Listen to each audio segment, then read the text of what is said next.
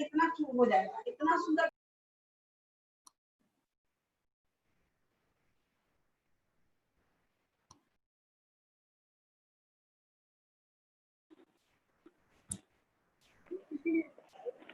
Late हो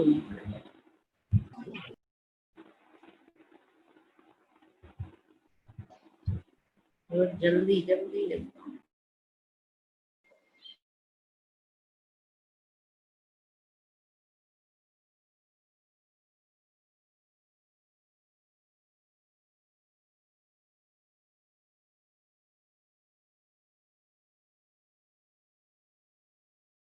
ज्ञानतिमिरन्धस्य ज्ञानञ्जनशलाकया चक्षुरं मिलितं येन तस्मै श्रीगुरुवे नमः।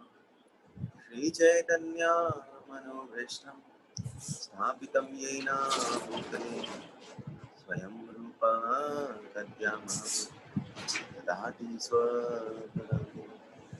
वन्देऽहं श्रीगुरो श्रीयुतापदकमलं श्रीगुरो वैष्णवांश्च श्रीरूपं गात्रजातं सहगुण रघुनाथान्वितं तं सजीवं साद्वैतं सावधूतं परिजनसहितं कृष्णचैतन्यदेवं श्रीराधा कृष्णपादान् सहगण ललिता श्रीराधान्वितांश्च नमो विष्णुपादाय कृष्णपृष्ठाय भूतले श्रीमते भक्तिवेदान्त स्वामी नामिने।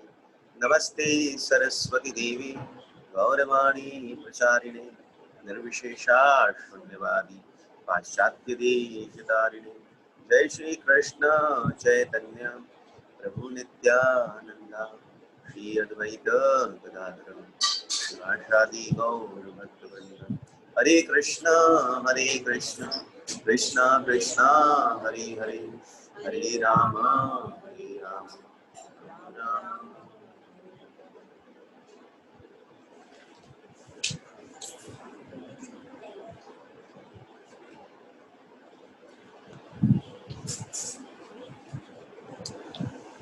हरे कृष्णा। समस्त भक्तों का आज इस गीता के सत्र में सबका स्वागत है। तो कल हमने शुरुआत की थी छठा अध्याय, जिसको ध्यान योग या आत्म संयम योग भी कहते हैं। और कल हमने बहुत सारी चीजों का श्रवण किया, यहाँ पर बताया कि ध्यान योग क्या है और किस प्रकार अलग अलग स्वरूप से बताने का प्रयास किया, कितना गंभीर है। और इसके अंदर में बहुत सारी चीजें कल बताई थी, मुझे भी याद नहीं है कितना कितना करके बताया। उपासना की पद्धति क्या है, ध्यान के अंतर्गत में यम नियम आसन प्राणायाम प्रत्याहार धारणा ध्यान समाधि के अंतर्गत में कितनी कितनी चीजें आती हैं। यम किसको कहते हैं, नियम किसको, आसन किसको, ये सारी चीजों का व्याख्या विस्तृत रूप से हमने किया था। ये भी बताया था कि किस प्रकार चित्त की एकतानता और योगाश्रित चित्त वृत्ति निरोध इति योग। योग किसको कहते हैं, जहाँ पर चित्त वृत्ति का निरोध हो। निरोध मतलब, निरोध का मतलब क्या होता है, जहाँ पर में अवरुद्ध रोक दिया जाए, रोकना। तो चित्त की जो वृत्तियां हैं, इस वृत्ति को रोकना ही, उसको रोकना ही क्या कहलाता है, योग कहलाता है। योग मतलब चित्त के अंदर जो वृत्तियां, तो वृत्तियां भी बहुत तरह की होती हैं चित्त के अंदर। चित्त के अंदर में पहली जो वृत्ति होती है, चित्त की वृत्ति, उसको बोलते हैं प्रमाण। प्रमाण मतलब इसके अंदर दो चीजें होती है, एक होता है अनुमान और प्रत्यक्ष। ये दो चीज की प्रधानता रहती है। दूसरी चार चीजें रहती हैं चित्त के अंदर, चित्त की वृत्ति में चार चीजें। पहला प्रमाण। प्रमाण गलत है, क्या क्या, प्रत्यक्ष जो हम देख रहे हैं, इंद्रियों के द्वारा जो अनुभव होता है, वो कैसा ज्ञान है? नहीं है। और दूसरा अनुमान, ये दोनों ज्ञान ये प्रमाणिकता के अंदर आता है। दूसरा है मिथ्या ज्ञान, मैं शरीर हूँ, ये मिथ्या ज्ञान से लेकर के आश्रित होकर के चलना, ये चित्त की वृत्ति होती है। तीसरा होता है चित्त के अंदर में संकल्प और विकल्प आते हैं। संकल्प और विकल्प क्या है? संकल्प क्या है, विकल्प क्या है? संकल्प ये तो बताइए, तो संकल्प किसको कहते हैं, विकल्प किसको कहते हैं? ये तो मैंने लिखाया था अच्छे से, ये तो एग्जाम में भी दिया था एग्जाम, तो बताया पहले का ही बोल रहा हूँ। संकल्प किसको, विकल्प किसको? अब ये सब चीज भूलेंगे ना तो फिर समझना मुश्किल होगा। संकल्प कहते हैं जो अनुकूल चीजें, अनुकूल वस्तु, घटना आदि, और उसका बुद्धि के अंदर में उसका आकर्षण से चिंतन होना। जब चिंतन होता है तो वो संकल्प कहलाता है या विकल्प कहलाता है। पर वो जो अनुकूल वस्तु का होता है तो वो संकल्प है, और प्रतिकूल वस्तु का है तो वो विकल्प है। तो अनुकूल वस्तु का चिंतन, उसको प्राप्त करने की इच्छा, उसका चिंतन जब मन बुद्धि के अंदर होता है वो संकल्प है। और विकल्प प्रतिकूल वस्तु का, ये निकले मतलब उसके प्रति चिंतन होना, क्यों आ गया, कैसे आ गया, इसका जो चिंतन होता है वो क्या है, वो विकल्प है। तो संकल्प और विकल्प का पैदा होना ये चित्त की वृत्ति। तीसरी और चौथा चित्त की वृत्ति क्या है कि जो पुरानी घटनाएं जो हो चुकी हैं, हाँ, उसकी स्मृति बनी रहना। हम ऐसे थे, हम ऐसा करते थे, हमारे पास इतना था, ये जो पुरानी चीजें ना, पूर्व स्मृति। आप देखेंगे बुजुर्गों को, उनको ये नहीं पता आज का सामान कहाँ रख दिया, नहीं याद रहता है ना, तो कब क्या किया, कहाँ किया। मेरे को याद है हमारे एक मैथ्स टीचर थे, वो यहाँ चश्मा लगा लेते थे, खोपड़ी में चश्मा, और ढूंढ रहे हैं अपने चश्मा कहाँ, वो ढूंढते रहते, अपना पैसा रख करके भूल जाते कहाँ पैसा रख। और एक लड़का बहुत बदमाश था, वो क्या करता था, उसको पता था कहाँ छुपाते हैं, माने उस सर को नहीं याद है पर उसको पता है। वो एक बार वहीं से तकिए में पैसा था, तकिए से पैसा निकाल करके सबको इडली खिला रहा था।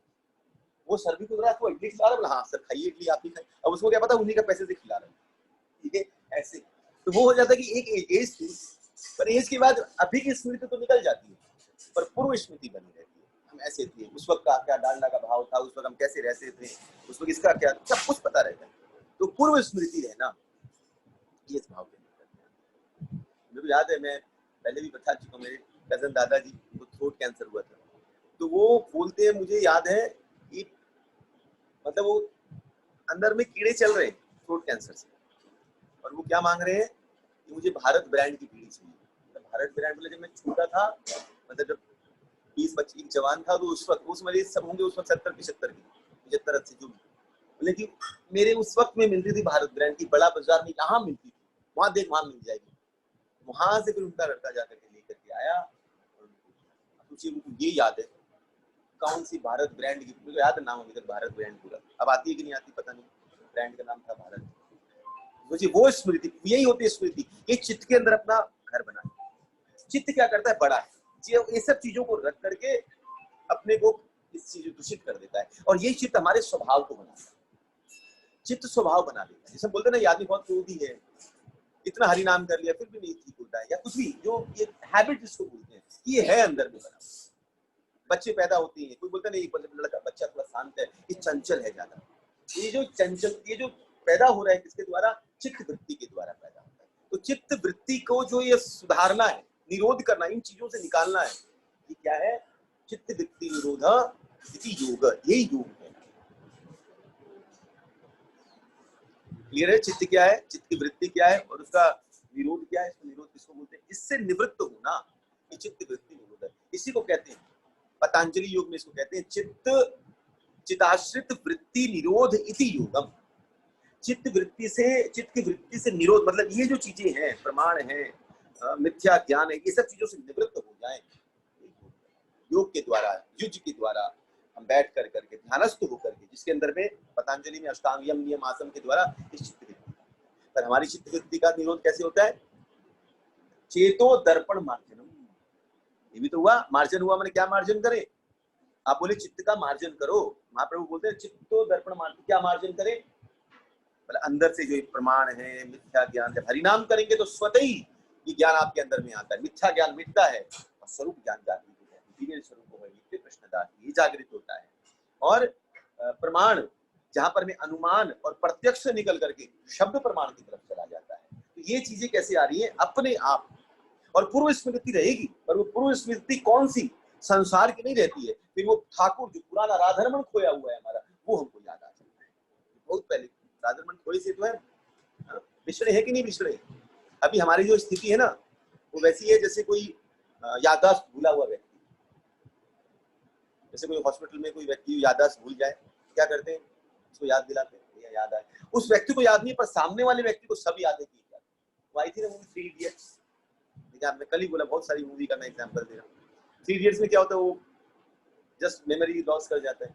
फिर वो आमिर खान वो सब दिखाते हैं, तेरी बहन है, ये वो है ना, उसको याद। अब उनको तो पता है, जो करवा रहा है उनको पता है कि ये कौन है, पर जो लेटा है उसको नहीं पता कि मैं कौन।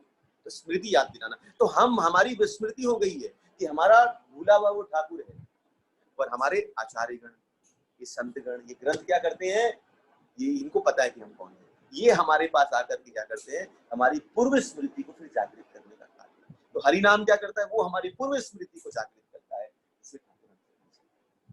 जागृत और संकल्प और विकल्प से निकाल करके भगवान की भक्ति के अंदर में दृढ़ता प्राप्त करता है। यही संकल्प और विकल्प क्या होते हैं? अनुकूल और प्रतिकूलता में सम होकर के नित्य ठाकुर का चिंतन अवस्थित होता है। तो हरिनाम इस चित्त का मार्जन करता है। क्लियर? इस श्लोक में आ जाता हूं, गड़बड़ हो जाएगा, फिर अलग तरह से समझाऊंगा। पहले श्लोक में भगवान बोलते हैं, अनाश्रितम कर्म फलम कार्य कर्म करोतु यः स सन्यासी च योगी च न निरीक्रियं चाक्रिय। भगवान ने कहा, जो पुरुष अपने कर्म फल के प्रति अनासक्त है। अनासक्त का मतलब वस्तु पे निर्भर। कौन सी वस्तु? जो आपके पास है। प्राप्त वस्तु, अप्राप्त, दोनों चीजों के ऊपर निर्भरता नहीं है। जो आपके पास है, ठीक है तो है उसको इस्तेमाल करें। महाप्रभु क्या बोलते हैं? अनासक्त होए भूंजिया कर। मतलब कोई वस्तु को भूंजो, माने खाओ, एंजॉय करो, कुछ नहीं तकलीफ है, पर अनासक्त होकर के। हम क्या करते हैं, उस वस्तु में आसक्ति कर लेते हैं। आसक्ति मतलब उसको अपना मान लेते हैं, ये मेरा है, और उस पर निर्भरता आ जाती है। अब इसके बिना रहा नहीं जाएगा, ये मेरा है। जहां पर मेरापन पैदा हो जाता है, संबंध जुड़ता है, मतलब उससे आसक्ति हमारी हो गई। तो वस्तु आपके पास हो पर उसके ऊपर निर्भरता ना होना, ये अनासक्त का रूप धारण करता है। तो यहाँ क्या कह रहे हैं भगवान? जो पुरुष अपने कर्म फल के प्रति अनासक्त है, मतलब माने कर्म फल नहीं चाहिए। कर्म फल चाहिए नहीं मतलब कर्म फल मिल गया तो ठीक, कर्म फल के ऊपर निर्भर नहीं है कि मेरे को इतना मिलना है तो इतना ही मिलना है, नहीं मिला तो नहीं मिला, मिला तो मिला, कोई बात नहीं, ठाकुर की जैसी इच्छा, निर्भर नहीं। जो अपने कर्तव्य का पालन करता है। अब कर्म फल कर भी रहा है, कर्म कर भी रहा है और कर्म फल के प्रति अनासक्त है। ऐसा नहीं है कि भाई कर्म फल नहीं मिलेगा तो ड्यूटी भी नहीं कर रहा है, कर्तव्य को कर भी रहा है पर कर्म फल से अनासक्त है। ये रही चीज। वही सन्यासी और असली। तो कल मैंने भी कहा था, योगी और सन्यासी दोनों एक ही जैसे ही है। क्या फर्क है, मैंने क्या एकता है दोनों में?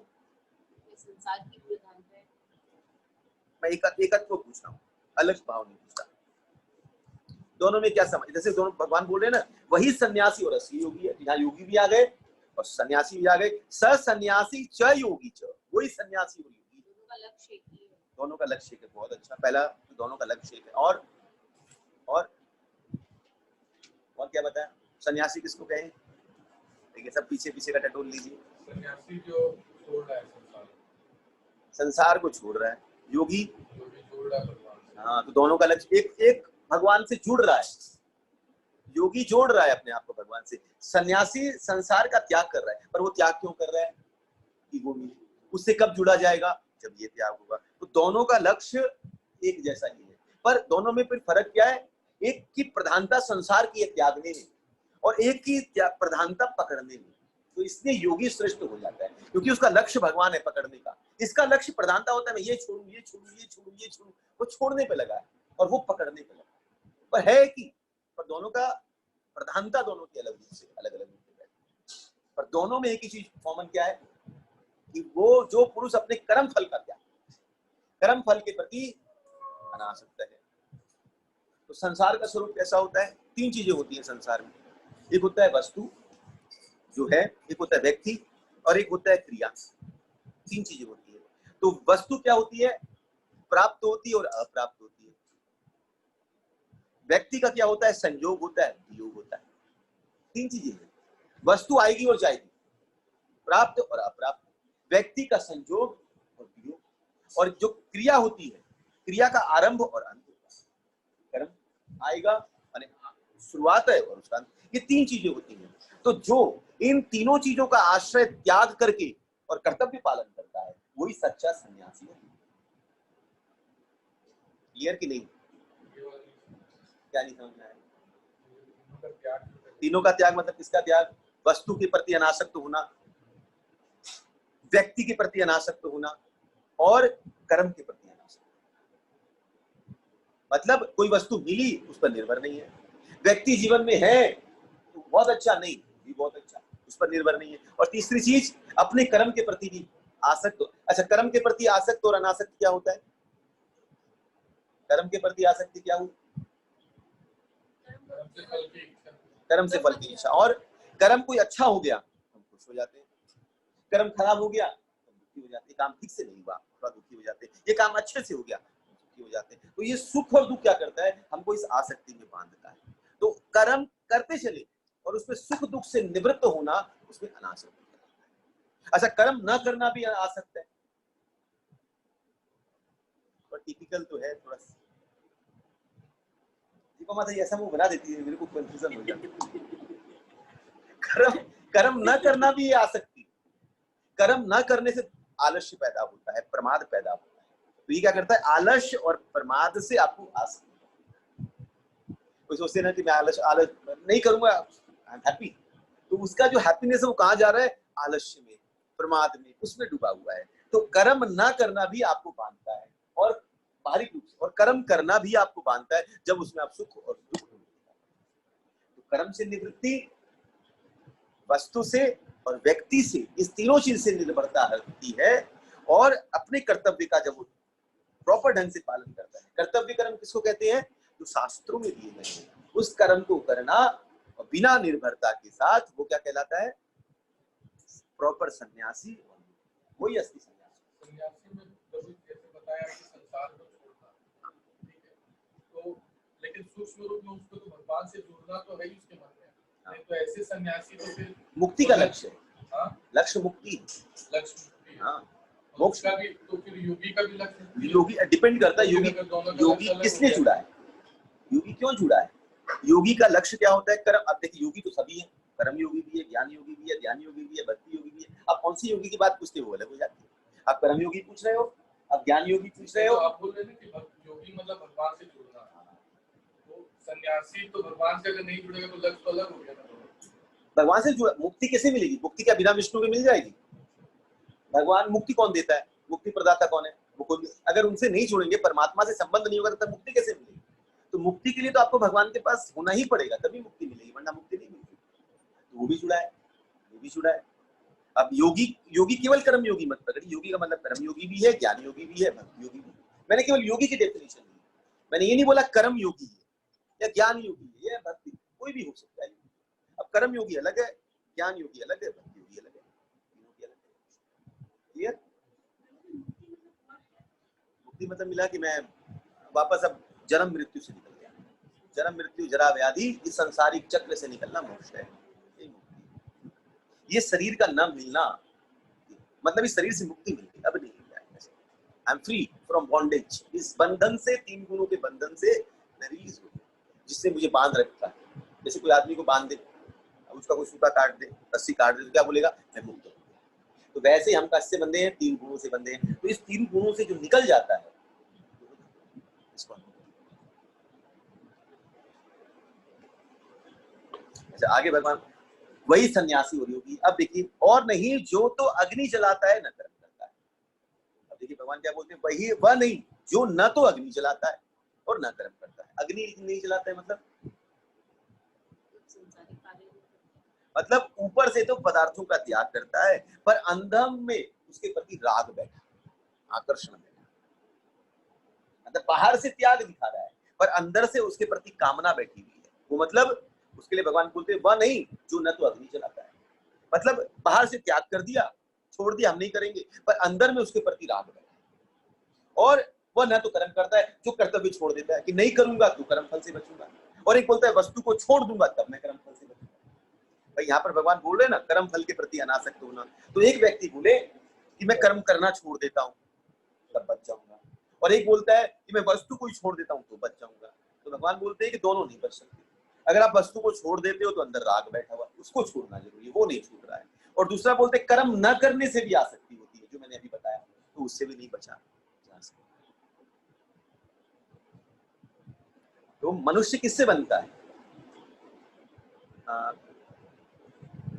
अग्नि से बन रहा है, कर्म से बन रहा है? हाँ ना, अग्नि से ना कर्म से, कर्म फल से बन रहा है। हाँ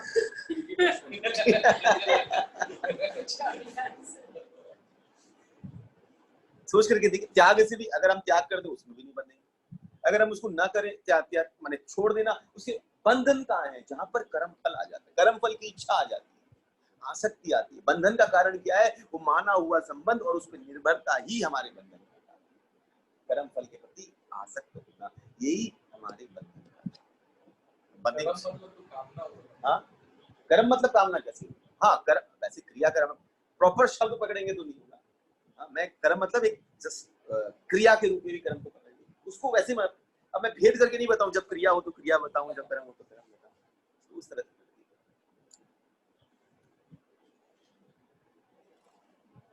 तो जो कर्म फल का त्याग नहीं कर करके केवल अग्नि का त्याग कर देता है, वो सन्यासी, असली सन्यासी। समझ रहे? जो कर्म फल का त्याग नहीं कर करके, त्याग न कर, कर्म फल का त्याग नहीं करता है और अग्नि का त्याग करे, मतलब बाहरी वस्तु का त्याग करे, अग्नि का मतलब अंदर की बाहर की चीज, मतलब जो बाहर का त्याग कर दे, अंदर से। जैसे सन्यासी क्या करता है? त्याग करता है, तो वो सोचे कि मैं बाहर से तो त्याग कर दूं, पर अंदर में उसके प्रति राग बना रहे, अंदर से त्याग नहीं, तब वो क्या कहलाएगा? असली सन्यासी कहलाएगा। और जो व्यक्ति जो क्रिया का त्याग करे, वो सच्चा योगी नहीं। आगे भगवान कहते हैं दूसरे नंबर श्लोक में, यम संन्यासमिति प्राहु योगम तम विधि पांडव न हन्य संन्यस्त संकल्पो योगी भगवद्दि कंचन। देखिए यहाँ पर संकल्पो आ गया। हे पांडुपुत्र, जिसे संन्यास कहते हैं उसे ही तुम योग अर्थात परम ब्रह्म से युक्त होना चाहते हो। अगर कल मैंने समझा दिया, अभी भी समझाया था, जो संन्यास है वही क्या है? परम ब्रह्म, क्या बोलते, हाँ, योग है। दोनों चीज एक ही है। भगवान बोले दोनों एक ही है, दोनों अलग नहीं है। क्यों दोनों एक है? क्योंकि दोनों का लक्ष्य एक है और दोनों एक ही तरफ जाने का प्रयास करते हैं, एक दूसरे से जुड़, कनेक्ट है एक दूसरे से। जब तक कर्म योगी नहीं होंगे तब तक कर्म सन्यासी नहीं होंगे। कर्म योगी होकर के कन्या में सन्यासी हुआ जा सकता है। तो दोनों एक ही है। क्योंकि अब देखिए, क्योंकि इंद्र तृप्ति की इच्छा को त्यागे बिना कोई भी योगी नहीं हो सकता। तो दोनों में कॉमन क्या है? इंद्र तृप्ति की इच्छा का त्याग करना। इसलिए पिछले भी भगवान ने कहा कि बाहर से त्याग कर दे और अंदर में राग रहे, इच्छा रहे, तो वो सन्यासी। तो वैसे भगवान बोलते हैं, और जो क्रिया माने कर्म को माने क्रिया को कर्म रूप में धारण कर लेता है, वो कर्म योगी नहीं हो जाता है कि ना? जो कोई भी कार्य हो उसके अंदर कामना को जागृत कर दे तो क्या हो जाता है? कर्म योगी नहीं। तो कर्म योगी को कामना का त्याग, इसको भी कामना का त्याग, पर इसमें एक सन्यासी में कामना के संग एक और चीज त्याग होती है। वो क्या है? कर्तापन का त्याग, कर्तापन का, कृतित्व का त्याग। इसमें भोक्तापन का त्याग है, उसमें कृतित्व का त्याग। कर्म दोनों एक ही है। तो इंद्रिय तृप्ति की इच्छा को त्यागे बिना कोई योगी नहीं हो सकता। तो दोनों की जगह एक ही चीज कॉमन है, तो दोनों एक ही रूप में आकर के बैठते हैं। आगे भगवान कहते हैं, थोड़ा फास्ट चलो, रुक के चलो, समझाते हैं। आरुरुक्षो मुनि योगम कर्म कारणम उच्यते योगारूढ़स्य तस्यैव कारणम उच्यते। अष्टांग योग के नव साधक के लिए कर्म साधन कहलाता है। कल समझाया था मैंने, नव विधि जो अष्टांग योग है उसमें नव दीक्षित जो होते, नए होते हैं, उनकी दशा क्या है? हाँ, यम नियम आसन और ये किसके लिए? नवदीक्षित नए नए लोग जो आरूढ़, क्या भगवान बोलते आरूढ़ो, मतलब जो अभी रथ पर चढ़े नहीं है, योग रूपी रथ पर चढ़े नहीं है, चढ़ने के लिए लोलुप है, चढ़ना चाहते हैं, वो आरूढ़ो। और दूसरा भगवान ने शब्द किया योगारूढ़स्य, जो उस रथ पर चढ़ गए, मतलब जो योगी होकर के आगे बढ़ रहे हैं, तो उनकी दशा और इनकी दशा, दोनों की दशा भगवान बोलते हैं। तो भगवान बोल रहे हैं अष्टांग योग के नव साधक के लिए कर्म साधन कहलाता है, और योग सिद्धि पुरुष के लिए समस्त भौतिक कार्यकलापों का त्याग साधन। तो दो साधन की व्यवस्था बताई। पहले में बताया कि कर्म साधन कहलाता है। कर्म साधन मतलब करना है, परंतु कैसे करना है? विवेकपूर्ण तरीके से कर्म करना है। समझ में आया?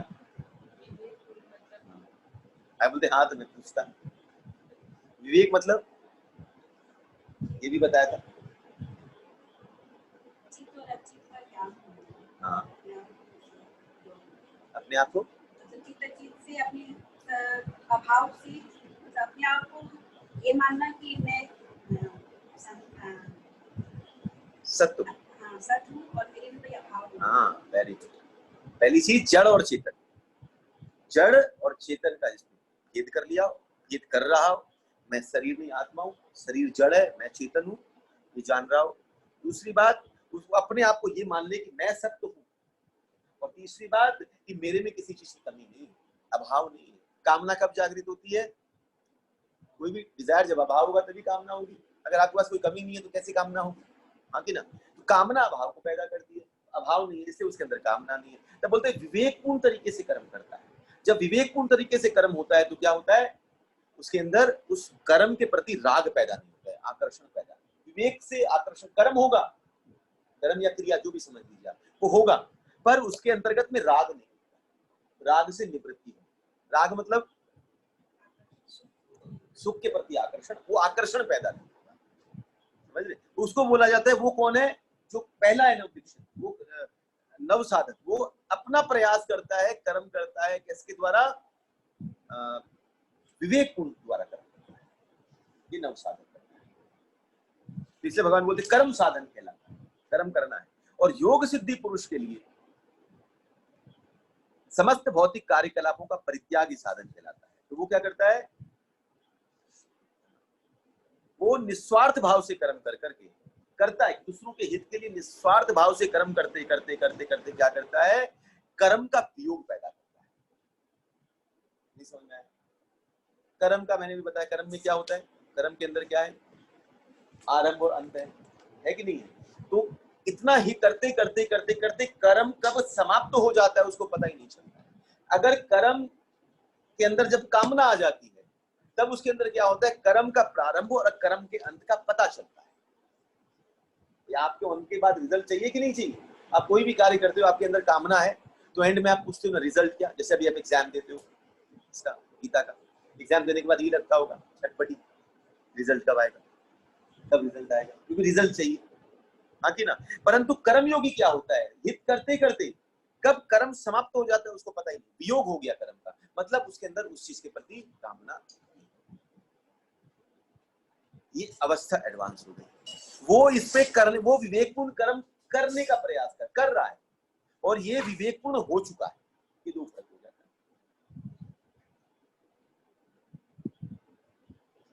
कुछ पूछना है किसी को? ऐसे सब हंस रहे हल्के हल्के, क्या बात है? लास्ट में बोले मतलब कामना का नहीं कर घुमा के फिर लास्ट में बोले भगवान भी घुमा रहे थे, मैं भी घुमा देता हूँ, वो भी तो घुमा ही रहे हैं कि अष्टांग योग के नव साधक के लिए कर्म साधन कहलाता है, और योग सिद्धि पुरुष के लिए समस्त भौतिक कार्यों का परित्याग। अब कैसे भौतिक कार्यकलापों का परित्याग? ये अष्टांग योग तो शरीर के ऊपर है, तो ये फिर ये इतना अंदर का चीज क्यों बता रहे हैं? योग मतलब अंदर है, कल भी बताया। मेडिटेशंस कहाँ लेकर के जाता है, योग कहाँ लेकर के जाएगा? अंदर ले, तो अंदर की बात समझाऊंगा ना, बाहर से कितना समझाऊंगा? बाहर की चीजें तो अंदर जाती है। अंदर क्या जाता है? आपको मन बाहर की चीजें खींचता है, बुद्धि बाहर की चीजें खींचता है, इंद्रियां उस विषय को पकड़ता है, और पकड़ करके कहाँ लेके जाता है? बाहरी थोड़ी छोड़ता है, अंदर घुसा देता है। मन, बुद्धि, चित्त अंदर घुसाता चला जाता है। और यही हमारे जीवन का अंदर जब मन के पास चला जाता है तो राग द्वेष पैदा होता है, बुद्धि के पास चला जाता है तो ये अंदर अंदर अंदर घुसता चला जाता है, और जब चित्त तक पहुंच जाता है, अंत में लास्ट दरवाजे में चित्त में पहुंचता है तो हमारा स्वभाव बन जाता है, फिर हम ऐसे ही हो जाते हैं। फिर बोलते हैं बड़े चिड़चिड़े हैं आप, बड़े लोभी हैं आप, बड़े क्रोधी हैं आप, अलग अलग जो भी उदाहरण देते हैं ना किसी के लिए, वो क्या हो गया, चित्त में स्वभाव क्रिएट करते हैं।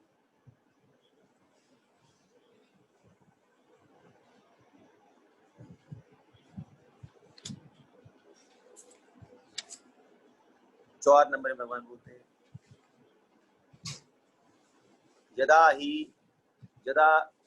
यदा ही इंद्रिय अर्थेषु न कर्मेषु अनुसंजते सर्व संकल्प सन्यासी रूढ़ योग रूढ़स्तदो उच्यते। योग आरूढ़ तथा योग आरूढ़, और जो आरूढ़ हो चुका है, जब इसमें तीन बातें भगवान बोलते हैं, जब कोई पुरुष समस्त भौतिक इच्छाओं का परित्याग, कामना परित्याग, दूसरा करके न तो इंद्र तृप्ति के लिए कार्य करता है, दूसरा और न तो सकाम कर्म में पवित्र होता है, वह योग रूढ़ कहलाता है। मतलब योग रूढ़ कहलाता है, मतलब योग रूढ़ मतलब चढ़ा हुआ है। अगर कोई बोले कि कौन चढ़ा हुआ है, कौन विवेकपूर्ण करने का प्रयास कर रहा है और कौन उस रथ पे चढ़ गया, इसमें डिफरेंस क्या है? तो भगवान बोलते हैं जो भौतिक इच्छाओं का त्याग कर दे। अर्जुन पूछ ले, भगवान आपने दोनों बता दिया।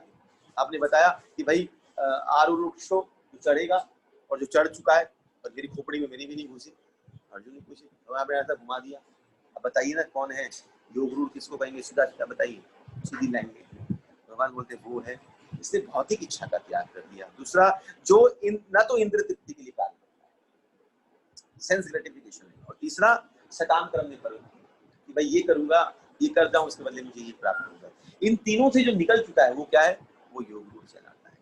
तो जो पहली देखिए, इसमें जो बहुत समस्त भौतिक इच्छाओं का परित्याग करना, इसका मतलब क्या हो गया कि मन में जो इच्छा है, मन चाही वस्तु, मन चाही वस्तु क्या? मन चाही वस्तु हो, मन चाही परिस्थिति हो, मन चाही घटना हो, मन चाहा व्यक्ति हो, वो मिले, वही मेरे जीवन में आए, तो वो क्या करता है? वो मिलने से जो सुख मिलता है। लेकिन यहाँ पर भगवान बहुत अच्छी बात बोलते हैं, यहाँ पर जो शब्द है अनुसंजते, अनुसंजते का मतलब क्या होता है? आसक्त। यहाँ पर पहले निरत रहता है। निरत मतलब क्या हुआ? निरत मतलब आसक्त रहता है। तो यहाँ पर बोलते हैं कि जब कोई मन चाही वस्तु, मन को जो वस्तु चाहिए, वस्तु चाहिए या व्यक्ति चाहिए, वस्तु चाहिए या व्यक्ति चाहिए, घटना चाहिए, परिस्थिति चाहिए। कौन है जो प्रतिकूल परिस्थिति चाहता है? कोई नहीं। कौन है जो ऐसा क्या बोलते हैं व्यक्ति चाहिए जो पसंद नहीं है? द्वेषी को कौन पसंद करेगा? वो चाहेगा मित्र जीवन में आए, वस्तु जो मुझे सुख दे वो आए।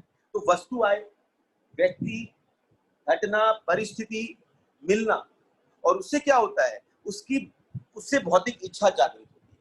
अनुकूल जब चीजें, मन चाही वस्तु से भौतिक इच्छा जब जागृत होती है, तब उससे क्या होता है? सुख मिलता है। भौतिक चीजें मन चाहिए अगर आपको मिलेगी तो क्या मिलेगा? सुख मिलेगा, और वो सुख लेंगे तब भोग मिलेगा, और भोग से आसक्ति बढ़ती है। जितना भोग होगा उतनी आसक्ति बढ़ेगी। हम सोचते हैं आसक्ति को कब काटेंगे? जैसे वो कहते थे ना, क्या नाम है उनका, कौन से एक सन्यासी थे, सन्यासी नहीं, क्या नाम था, ओशो। भोग करते करते करते करते करते क्या होगा? आसक्ति खत्म हो जाएगी। उनके आश्रम में देखो आप, खाली भोग भोग भोग। बोला इतना भोग कर लो कि भोग से खत्म हो जाए। भोग खत्म नहीं होता। भगवान बोल रहे हैं जितना भोग करोगे उस भोग से जो सुख मिलेगा, और वो सुख क्या करता है? उसकी इच्छा को और बढ़ा करके आपके जीवन में आसक्ति पैदा करता है। आप उससे अपने आप को जोड़ लेते हैं, जोड़ लेते। अब शराबी स्टार्ट तो करता है इतने से, गुटखा खाने वाला स्टार्ट करता है 2 दाने से, है ना? एक बार 2 दाने से शुरू करते, 2 दाने, हाँ सही में आपको 2 दाने से शुरू। कोई पीने वाला हो तो इतने से शुरू करता है। थोड़ी देखिए एक पहले दिन नहीं आया और 2-4 बोतल तक आ गया, पहले पीता है, क्या कड़वा कड़वा है, अंदर जाए धीरे धीरे धीरे धीरे करके, फिर देखे तो इतना सा पी, एक घुट पी, एक घुट पी, एक घुट पीते पीते पीते फिर वो दूसरों को घुट पिलाता है, पी तू भी पी। मैं भी ऐसे ही चालू किया, ये दोनों बैठ करके, एक तेरी बोतल ये मेरी बोतल, जब मिल बैठेंगे 3 यार, वही हो जाता है।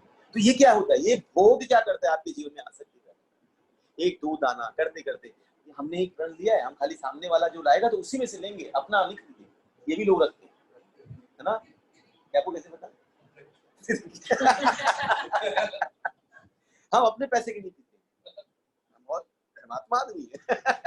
अपने पैसे को इधर उधर नहीं करते, हम दूसरे के पैसे माना। वाह भैया वाह, क्या क्या लॉजिक है। फिर एक समय आता है कि महाराज पॉकेट से वो लड़ी निकल जाती है, खड़ खड़ खड़ नहीं होता है वो, छोटी छोटी सांप की तरह लड़ी निकलती है। हाँ, लड़ी निकलती, हमारी जपमाला की लड़ी निकलती है, उनकी वो लड़ी, अलग अलग लड़ियां हैं। तो ये होता है कि भोग करने से, यही भगवान कहते हैं श्लोक में। कहाँ गया, कितना नंबर था? हाँ, कोई पुरुष समस्त भौतिक इच्छाओं का त्याग करके, तो भौतिक इच्छा त्याग नहीं होगी तो क्या होगी, उसके प्रति आसक्त हो जाएंगे। जहां जहां इच्छा जागृत होगी उसको भोगेंगे, तो भोगने से सुख मिलेगा, और सुख से और भोग बढ़ेगा, और भोग आपको आसक्त में डाल देगा। फिर वो आपका निकलना मुश्किल, फिर आप उसे अपना मान लोगे, फिर आपकी दिनचर्या हो जाएगी। जब तक सिगरेट नहीं पिए तो बाथरूम में नहीं जाना होता है, उसके लिए चाहिए ही चाहिए, मुंह में गुटखा चाहिए ही चाहिए, नहीं हो जाता है क्या? ये दिनचर्या, चाय बिना बेड टी बिना खाने नहीं चलता है, बोलते बेड टी चाहिए, बेड टी बिना नींद नहीं। ये क्या हो गया? आसक्त होना, भोग के प्रति आसक्त होना। इसलिए चाय प्रभुपाद मना करते हैं, क्योंकि चाय, अब कोई थोड़ी ना बोलेगा मेरी दूध बिना नींद नहीं, कोई है ऐसा कि जब तक दूध नहीं पीऊं मैं उठूंगा नहीं? कौन है ऐसा? कोई बोले मैं रोटी नहीं खाऊं तो मैं उठूंगा नहीं, चावल नहीं खाऊं तो उठूंगा नहीं, पर हाँ चाय बिना नहीं, तो भोग मिल जाएगा। तो ये क्या है? ये आसक्त है, भोग के प्रति आसक्त हो गए आप, ये समझ आना। दूसरा भगवान बोलते हैं वह न तो इंद्र तृप्ति के लिए कार्य करता है, इंद्र तृप्ति के लिए काम नहीं करता। मतलब अब देखिए, कोई इंद्र तृप्ति के लिए जब कार्य किया जाता है तो क्या होता है, उसमें परतंत्रता होती है, बंधन। जब कोई भी कार्य आप इंद्रियों को सेटिस्फैक्शन करने के लिए करोगे तो क्या करता है, आपके जीवन में क्या होता है, बंधन का कारण होता है। अब अनुकूल चीज है, अगर वो नहीं मिलती है तो क्या पैदा होता है, अभाव पैदा होता है। अगर कोई भी चीज आपको चाहिए और वो ना मिले तो अभाव पैदा हो, और जो फिर वो मिल जाए तब क्या होता है, मिलने पर क्या होता है, उसके अधीन हो जाते हैं। आपको ये वस्तु चाहिए ही चाहिए, नहीं मिल रही है तो उसका अभाव लगता रहता है, और जब मिल जाए तब उसके अधीन हो जाते हैं। तो परतंत्रता दोनों तरफ है, जब नहीं मिल रही है अभाव में भी परतंत्र है, बंधे हुए, और जब मिल गई है तभी भी अधीन होकर के बंधे हुए। पर हमको दिखता कौन सी अधीनता है, जब तक नहीं मिलती है। अभाव में अधीनता दिख रही है हमको, परतंत्रता दिख रही है हमको कि नहीं है हमारे जीवन में तो हम बंधे हुए हैं, पर मिल जाने के बाद जब हम बंधते हैं तो हमको वो दिखाई नहीं। भगवान बोलते ही बात, इंद्र तृप्ति के लिए कार्य वो न करता है, क्योंकि वो बंधन का कारण बांध देता है, परतंत्र कर देता है। एक होता है स्वतंत्र, एक होता है परतंत्र। समझ में आई बात? नहीं आई? हल्का माता जी क्या सब जगह मुंह मिला आपका, इधर भी इधर भी इधर भी। हाँ आप केवल भागवत ही सुनिए, भागवत में आपको आनंद आता है, भागवत मस्त। मैं तो मन नहीं था गीता लेने का, तो आप ये सब क्या समझाऊं, आसक्ति और विनाश, वहां पर कृष्ण लीला, हाँ एक एक माधुरी लीला। आज तो थोड़ा सा प्रेमर गीत भी उठाया, मधु पर कितना वो बंद हो, मन था उसी में बस घोटता रहूं। बलराम जी वहाँ रास कर रहे थे, मैं यहाँ पर मैं कृष्ण के ले आऊं तो मुश्किल हो जाएगी, बलराम जी का रास। ठीक है, तो दूसरी चीज क्या हो गई, ध्यान से, परतंत्रता कब, इंद्रियों का सेंस ग्रेटिफिकेशन। जब इंद्रिय भोग होता है तो हम संसारिक बंधन में बंधे, जब वो मिल जाए तभी भी, और नहीं मिले तो कामना, और मिल जाए तो उसके प्रति लोभ, और उसको संरक्षण करने की इच्छा, और उसकी अधीनता को स्वीकार।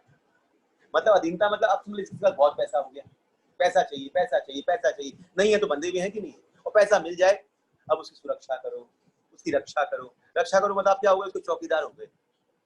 चौकीदार बंधा हुआ है कि मालिक बंधा हुआ है, चौकीदार बंधा हुआ है, या बंधे हो, उसकी सुरक्षा कर रहे हो, उसका लालन पालन कर रहे हो, इन्वेस्टमेंट कर रहे हो, उसको और बढ़ा रहे हो, तो आप उसके नौकर हो कि वो आपका नौकर है, वो आपको सुख दे रहा है कि आप उसको सुख देने का प्रयास कर रहे हो। सोच करके देखिए, कल भी इस बात को रखा था, घर में एक सर्वेंट है, और जो सर्वेंट के बिना अगर हम रह नहीं सकते, एक संत, ये रियल घटना है, एक बार एक संत थे, और वो जब अपने संग निकले, सब त्याग दिए, उनका एक सेवक साथ निकला, सेवक निकला। तो जब सेवक साथ में था और जब साथ में करता था तो वहां संतों के मध्य थे, तभी वो सेवक छोड़ करके चला गया। सबने कहा अरे आपका सेवक चला गया, कैसे कार्य करेंगे, हम लोग लेकर के आते हैं। उन्होंने कहा नहीं, आज मुझे शिक्षा दी थी, वो मेरा गुलाम नहीं था, मैं उसका गुलाम। वो मुझ पर निर्भर नहीं था, तभी तो छोड़ करके चला गया, और मैं उसके बिना नहीं रह पा रहा हूँ, इसलिए मैं उसको ढूंढने का प्रयास कर रहा हूँ। मतलब वो फ्री है और मैं उसके बिना रह, मतलब मैं बंधा हुआ हूँ उसके लिए। तो गुलाम वो नहीं है। गुलाम कौन होता है? जो बंधा हुआ है। तो कौन बंधा हुआ है? वो तो फ्री होके निकल गया, वो बंधन में नहीं है। बंधन में मैं हूँ जो उसके बिना नहीं है। ये बंधन। तो इंद्रिय तृप्ति क्या करती है? हमको अभाव में और मिलने के बाद उसके संरक्षण में हमको उसके अधीन कर देती है। तो ये परतंत्रता का कारण होता है। इसी बात भगवान बोलते हैं न सकाम कर्म में वो प्रवृत्त होता है, वो नहीं सकाम कर्म करता है।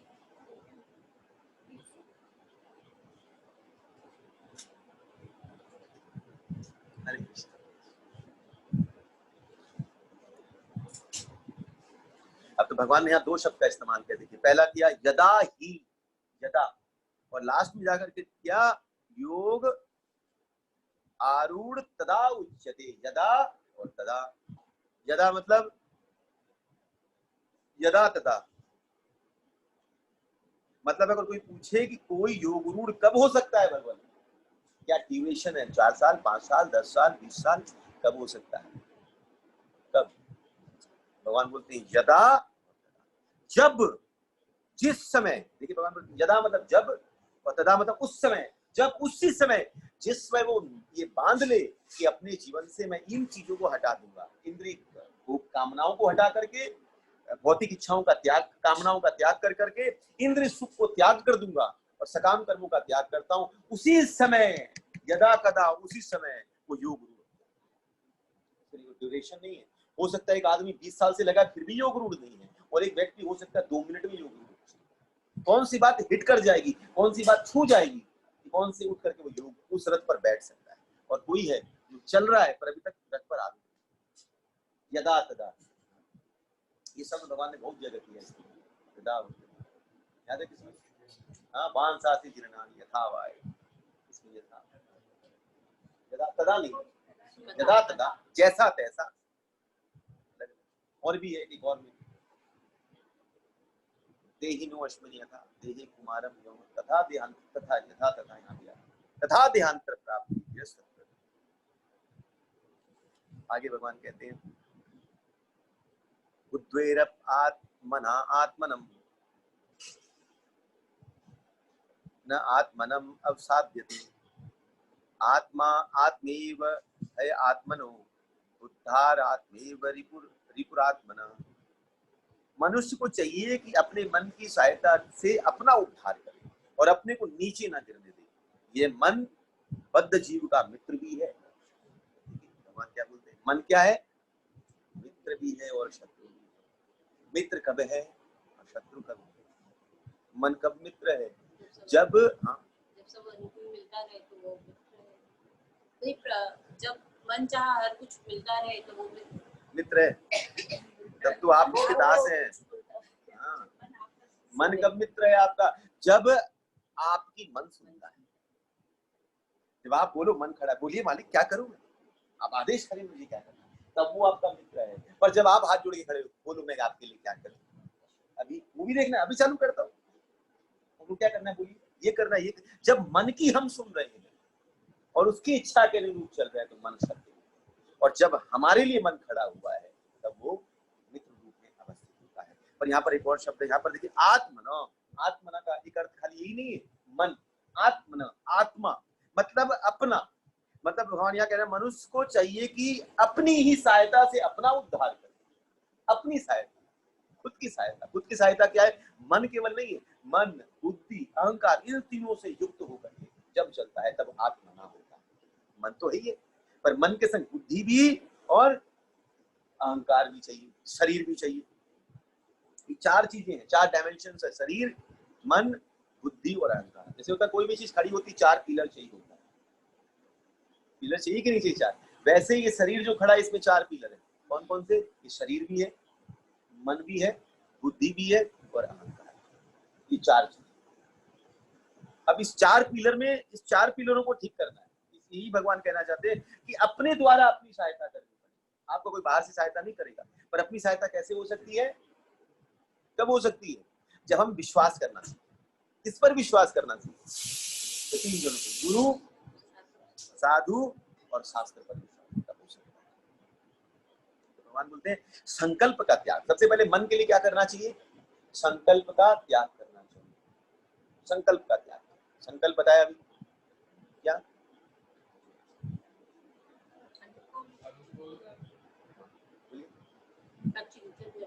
हाँ, अनुकूल चीजों का चिंतन।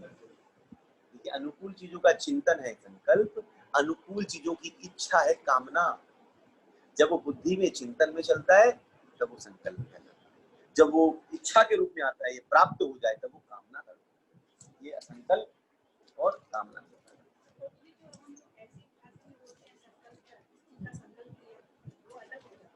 वो संकल्प आपने दृढ़ प्रतिज्ञा हुई। हम संकल्प लेते हैं कि अब हम क्या संकल्प लेते हैं?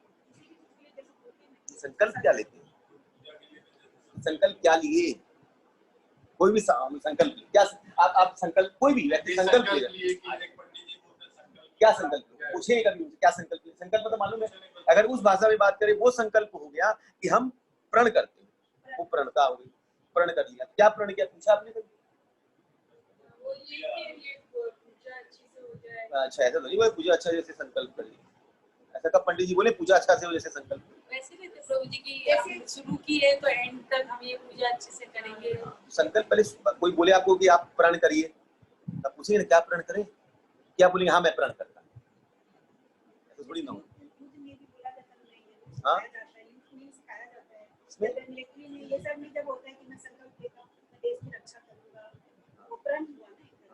वो अलग संकल्प में जाता है, ये अलग संकल्प।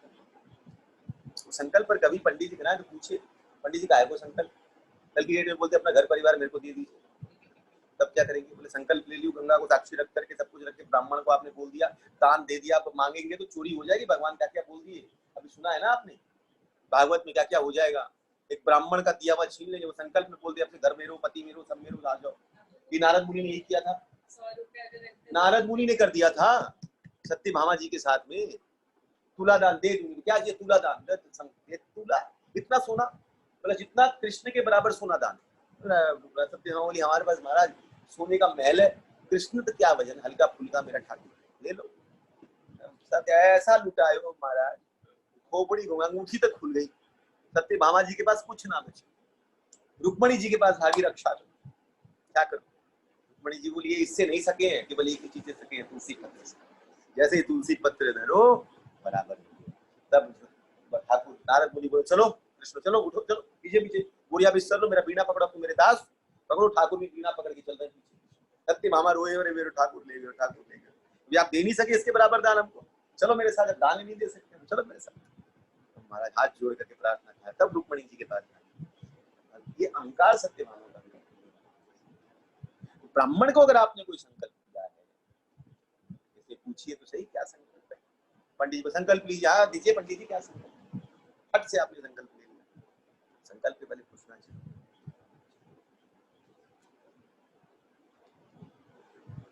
तो अब देखिए संकल्प अगर कोई किया जाए, क्यों हंस रहे हैं, क्यों हंस रहे हैं?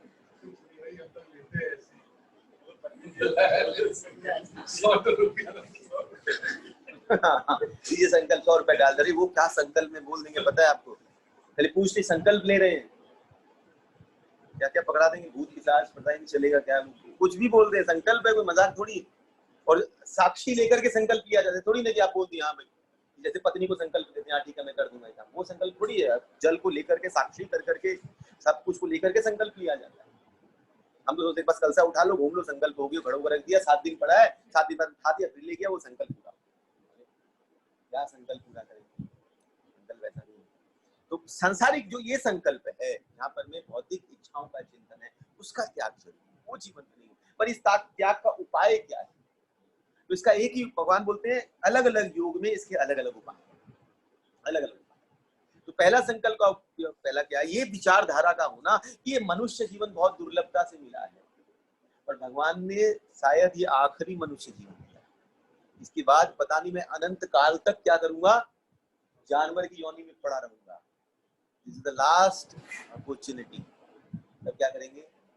जी जान से लग जाएंगे कि जब हरिनाम करने बैठे, ये सोचिए ये शायद हरिनाम मेरे जीवन का आखिरी हरिनाम होगा, ये मेरा आज का आखिरी हरिनाम। कल का पता है हमको, जब माला लिखा हमको क्या लगता है कि बहुत समय आज नहीं कल करेंगे हरिनाम, अच्छे से परसों करेंगे हरिनाम, क्या गारंटी है क्या? यही हुआ था जब ये युधिष्ठिर महाराज के पास एक आदमी पहुंचा और आदमी पहुंच करके बोला दान दो। युधिष्ठिर महाराज बिजी थे, युधिष्ठिर महाराज बोले कल आ जाना, मैं कल देता हूँ। महाराज भीम ने नगाड़े बजा दिए कि युधिष्ठिर महाराज ने काल पर विजय प्राप्त कर, सब जगह घूमा। युधिष्ठिर महाराज चौंके, आज भीम क्या कर रहे हैं? बोले क्या बात होगी? भैया मुझे पता नहीं था काल पर भी विजय प्राप्त कर सकते हैं। युधिष्ठिर महाराज बोले काल पर कौन विजय प्राप्त कर सकता है? बोले नहीं आप कर सकते हैं। बोले मैं कहाँ कर सकता हूँ? बोला आपने तो उस व्यक्ति को कहा कल आ जाना, कल की गारंटी आप दे सकते हैं? मतलब आपके पास वो ताकत है, कल का बता रहे हैं ठोक ठिकाना कि कल आज जाना मैं रहूंगा, इसकी गारंटी मतलब आप दे रहे हैं, मतलब आप काल पर विजय प्राप्त कर चुके हैं। तुरंत युधिष्ठिर महाराज को अपनी गलती का एहसास हुआ, तुरंत उस व्यक्ति को बुलाया बताने के लिए। तो जीवन का कोई पता नहीं, किसी क्षण का पता नहीं कब कहां से हम कहां निकल जाएंगे, कुछ पता नहीं। तो आपको ये समझना, वो थे ना क्या नाम है, आइंद्र प्रभु, आइंद्र प्रभु का नाम वृंदावन में है, प्रभु अभी शरीर छोड़ दिया। वो बोलते थे उनके जप में बड़ा सा लिखा, जब हरि नाम कर रहे हो हरे कृष्ण जब लग के बैठो तो ये विचार से बैठो कि ये 16 माला मेरी जीवन की आखिरी 16 माला। और जब आखिरी माला कर रहे हो हरे राम जो लास्ट में एकदम 16 माला का आखिरी मन का बज रहा हो, तब ये सोचिएगा कि ये हरि नाम आपके जीवन का आखिरी है।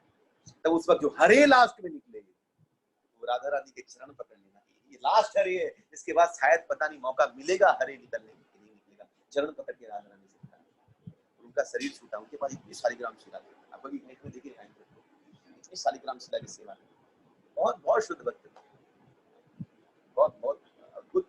और उनका शरीर छूटा, शालिग्राम जी की सेवा करते करते वहां पर अपना ही कमरा छोटा सा ब्रह्मचारी आश्रम, जिसे मध्वा गुरु आश्रम, ये कमरा है उनका छोटा सा, आज भी जाते वो कमरा है, आप दर्शन कर सकते हैं।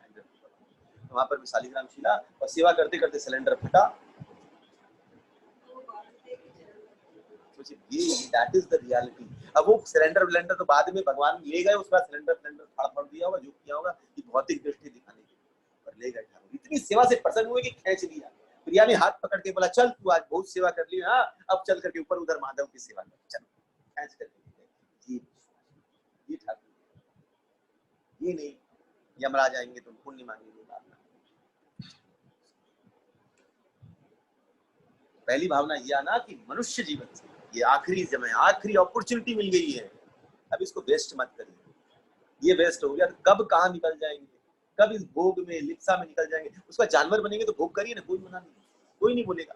सुअर की तरह इधर मुंह मारिए, कोई सुअर को नहीं रुकता है। मल मत खा, थोड़ा भक्ति कर, थोड़ा जप कर, आराम से खा रहा पी रहा है। लोग 2-3 आदमी मारते हैं फिर भी खा रहे, अपना लगा हुआ है। कुत्ता भी वही कर रहा है, बिल्ली भी वही, सब अपने भोग में लगी हुई है, कोई नहीं रोक रहा है भोग से निकालने। सुबह उठते ही आप देखो कुत्ते को, जब देखो सुबह उठते करके सूंघते जहां जो खाए इधर खाए, बस खा। चिड़िया है वो अपना भोजन, सब अपने अपने में लगे, खाना पीना में एंजॉय, आहार निद्रा भाई मैं केवल इसी में लगे। एक मनुष्य जीवन ही मिला है, और ये ठान लीजिए कि आखिरी जीवन मिला है। तब संकल्प से निवृत्ति हो सकती है। अब भौतिक इच्छाओं के प्रति लालसा नहीं रखेंगे, अब तो अपने लिए कुछ करें। यही भगवान बोलते हैं जो अपने लिए अपनी सहायता करता है। तो ये अगर सोच लेंगे कि मेरी सहायता तभी हम खुद कर सकते हैं, जब ये ठान लेंगे कि ये जीवन आखिरी है मेरा और मुझे इसी जीवन में निकलना है, तो कौन सहायता कर रहा है? खुद कर रहे हैं आप अपनी सहायता। यही भगवान कह रहे हैं मनुष्य को चाहिए कि अपने मन की सहायता से या अपने से अपनी सहायता करके अपना उद्धार करे, और अपने को नीचे ना गिरने दे। नीचे ना गिरने दे मतलब इस संसार संकल्पों के द्वारा इस संसार में ना गिरने। यह मन बुद्धि का मित्र, यह मित्र भी है, हम अपने आप के खुद के मित्र भी हैं, है कि नहीं है, और शत्रु भी है, दोनों हम ही। एक होता है ना शत्रु, शत्रु किसको कहते हैं? शत्रु आपको नुकसान पहुंचाता है, इसे शत्रु कहलाता है। पर वो शत्रु भी वास्तविक शत्रु नहीं है, वास्तविक शत्रु आप खुद हैं अपने आप, क्योंकि वो जो शत्रु है वो आपके शरीर को नुकसान पहुंचाता है, पर आपकी आत्मा को जो नुकसान पहुंचाता है वो आप खुद पहुंचाते हैं, नहीं पहुंचाते। सोच के देखिए असली शत्रु कौन हुआ, बाहर वाला या हम खुद अपने हुए? स्वयं कहाँ है, वो कि नहीं हुए?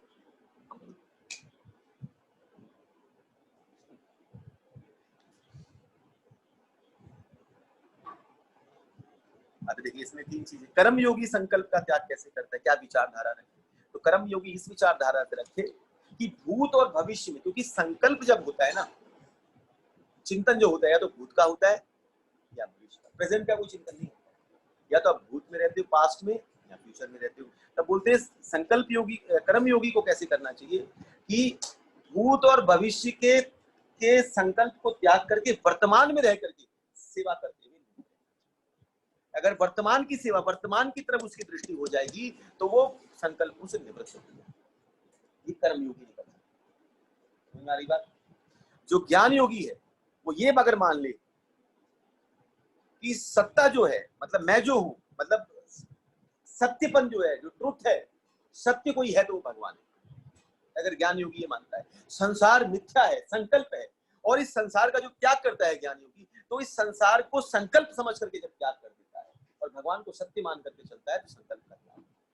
भगवान को सत्य मान ले, अपने आप को सत्य माने, भगवान को सत्य मान करके इसके लिए कार्य करे, तब वो संकल्प। तो ज्ञान योगी की भाषा में, ज्ञान योगी मतलब परमात्मा का ध्यान करे, भगवान था, परमात्मा ही सत्य है और उसकी तरफ आगे और इस संसार का त्याग करता है, वो संकल्प का परित्यागी हो सकता है। और भक्ति योगी क्या करता है, संकल्प मतलब चिंतन, वो ठाकुर की कथा, ठाकुर का नाम का चिंतन कर करके इसी को लेकर के अपने संसार के इस संकल्प को, भक्ति योगी अलग चिंतन, अलग संकल्प से निवृत्ति, ज्ञान योगी का अलग। ज्ञान योगी मतलब हो गया कि जो अपनी सत्ता केवल परमात्मा की है, परमात्मा ही है तो है सब, परमात्मा को मानता है तो परमात्मा ही सब कुछ है, और संसार नश्वर है, असत्य है, तो उसको इनको पकड़ेगा, इनको पकड़ने का प्रयास करेगा तो ऑटोमेटिकली इन संकल्प से सत्य की तरफ, उस परमात्मा की तरफ दृष्टि होकर के साक्षात्कार करने का प्रयास करेगा तो ऑटोमेटिकली संकल्प।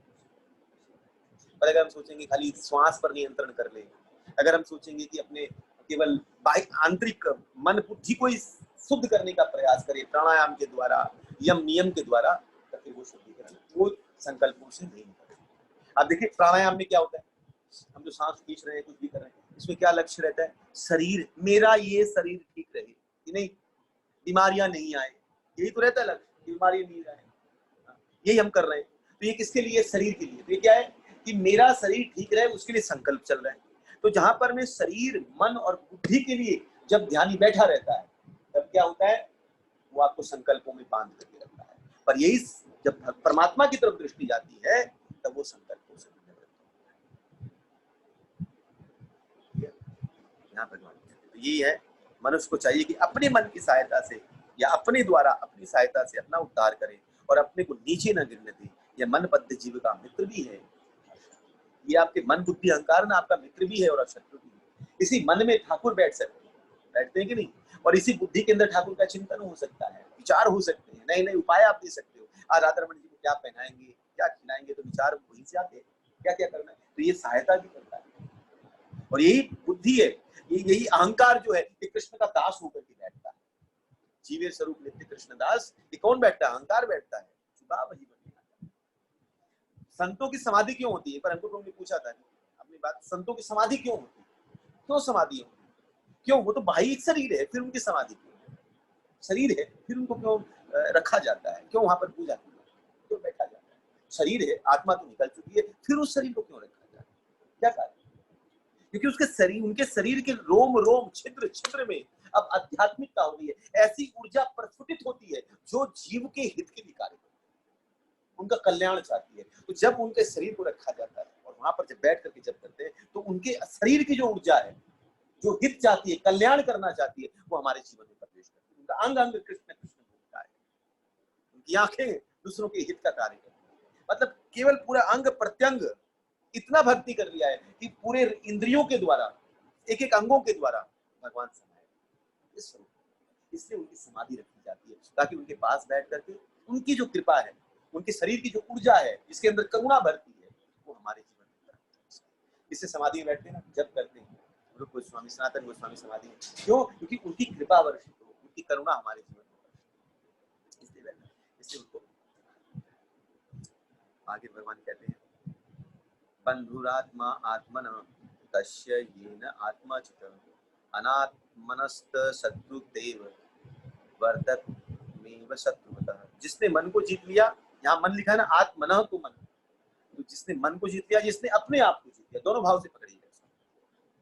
जिसके लिए, उसके लिए मन सर्वश्रेष्ठ मित्र है, किंतु जो ऐसा नहीं कर पाया उसके लिए मन सबसे बड़ा। मन के जीते जीते है, मन के हारे। मन आगे आगे, मन आगे आगे चलता है, उसके पीछे पीछे चलते। दशा यही हो जाती है हमारे जीवन में। ये होना चाहिए कि हम जहां जाएं और मन हमारा अनुकरण करे, हमारे पीछे पीछे मन चाहिए। हम मन को आगे चलते। कथा में बैठे क्या बोलते हैं, क्या वह नींद आ रही है, क्या बोलते हैं, मन नहीं लगता। तो मतलब मन नहीं लगता है तो सो, मन लगता है तो आंख फाड़। तो मन आपको सुला रहा है, मन आपको उठा, माने मन से ही हम चल रहे हैं कि नहीं चल रहे हैं। पर भगवान यहाँ कहना चाहते जिसने मन को जीत लिया है, मतलब मन, अब आप जो करना चाहते हो मन आपको करवा, मतलब मन कर रहा है। अब 4 बजे आपको उठना है, मन क्या बोलता है, सो जाना। पर आप बोलते हो ठीक है 5 मिनट, 5 मिनट, फिर 5 मिनट कितने बजे उठते हैं, फिर कुछ सोच करके देखिए। 4 बजे की जगह फिर 6:30, 7, 8 बज जाएंगे। फिर हम क्या करते हैं, फिर आज आप उठते हो, अरे लेट हो गई। मन क्या बोलता है, कल रात को लेट से ये हो गया था, वो हो गया था। फिर आप बोलते हैं हाँ, ये एक्सक्यूज तैयार कर रहे हैं, इस कारण से हम देरी। तो मन को आपने जीता नहीं। और वही अगर शरीर की अवस्था भी खराब है, वो 4 बजेगा तो मन उठा देगा, उठ जब तक ये आपका है। ये आपके आगे मन चलता है तो आपको मन को जीतना बहुत ज्यादा जरूरी है। यहाँ पर मैं जो 5वां और 6ठा श्लोक है, ये प्रत्याहारा है। प्रत्याहारा का मतलब बताया था मैंने कल, क्या है प्रत्याहारा, क्या है इसने लिखा था, क्या है प्रत्याहारा, जो भागते हुए मन को पकड़ रहा हो, मन को बाहर की वस्तु से खींचा जाए। ये 5वें 6ठे श्लोक में भगवान कौन सा योग बता रहे हैं, प्रत्याहारा। जो भाग रहा है, इधर से उधर दौड़ता है, फिर उसको पकड़ के लाओ। तो हम जब करें हरे कृष्णा तो मन क्या करता है, मन की चंचलता। मन की चंचलता से क्या पता चलता है, मन की चंचलता आपको स्थिर नहीं होगी। आप जो स्थिरता के संग बैठते हो, ध्यान करते हो, भगवान बोलेंगे आगे स्थिर हो, नासिका को यहाँ रखो, इतनी हड्डी ऐसे रखो, वैसे एकदम आसन लगा के एक आसन पे बैठो। तो स्थिरता क्या करती है, स्थिरता मतलब आपका मन चंचल नहीं है, आप स्थिर हो। 3 घंटे तक एक आसन में बैठना मतलब अपने मन को स्थिर कर दिया।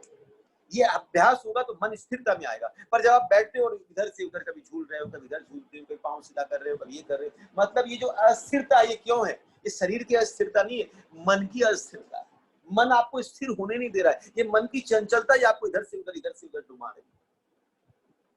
इसे ध्यान योगी क्या करते, एक आसन पे बैठते, मतलब उन्होंने मन को वश में करने का प्रयास किया, अभ्यास कर दिया कि वो एक आसन पे बैठ सके। इसको क्या कहते हैं, धारणा। कल बताया था धारणा मतलब क्या, देखिए एक जगह बांध लेना, तो धारणा कर लिए, मतलब एक जगह मन को बैठाना जो जान जाता है। जल्दी जल्दी चलते, कितने बज गए, 7:05, 5-10 मिनट और करते हैं। जितात्मन प्रशांतस्य परमात्मा समहितः शीतोष्ण सुख दुखेषु तथा मान अपमान और सुख दुख। मान अपमान कहाँ होता है, मान अपमान कहाँ का विषय है, सुख दुख कहाँ का विषय है। जिसने मन को जीत लिया उसने पहले ही परमात्मा को प्राप्त कर लिया, क्योंकि उसने शांति प्राप्त कर ली। ऐसे पुरुष के लिए सुख दुख, गर्मी सर्दी एवं मान सम्मान सब एक हो जाता है। सुख दुख, सर्दी गर्मी कौन सी है, अनुकूलता प्रतिकूलता परिस्थिति हो गई, उसके अंदर उपस्थित हुआ मान सम्मान, ये सारी चीजें क्या हो जाती है, एक रूप धारण कर जाती है। 7वां क्या हो गया, ये धारणा। जिसने मन को जीत लिया मतलब धारणा, मतलब अब मन एक आसन पर स्थित हो गया है, उसने परमात्मा को जीत लिया है।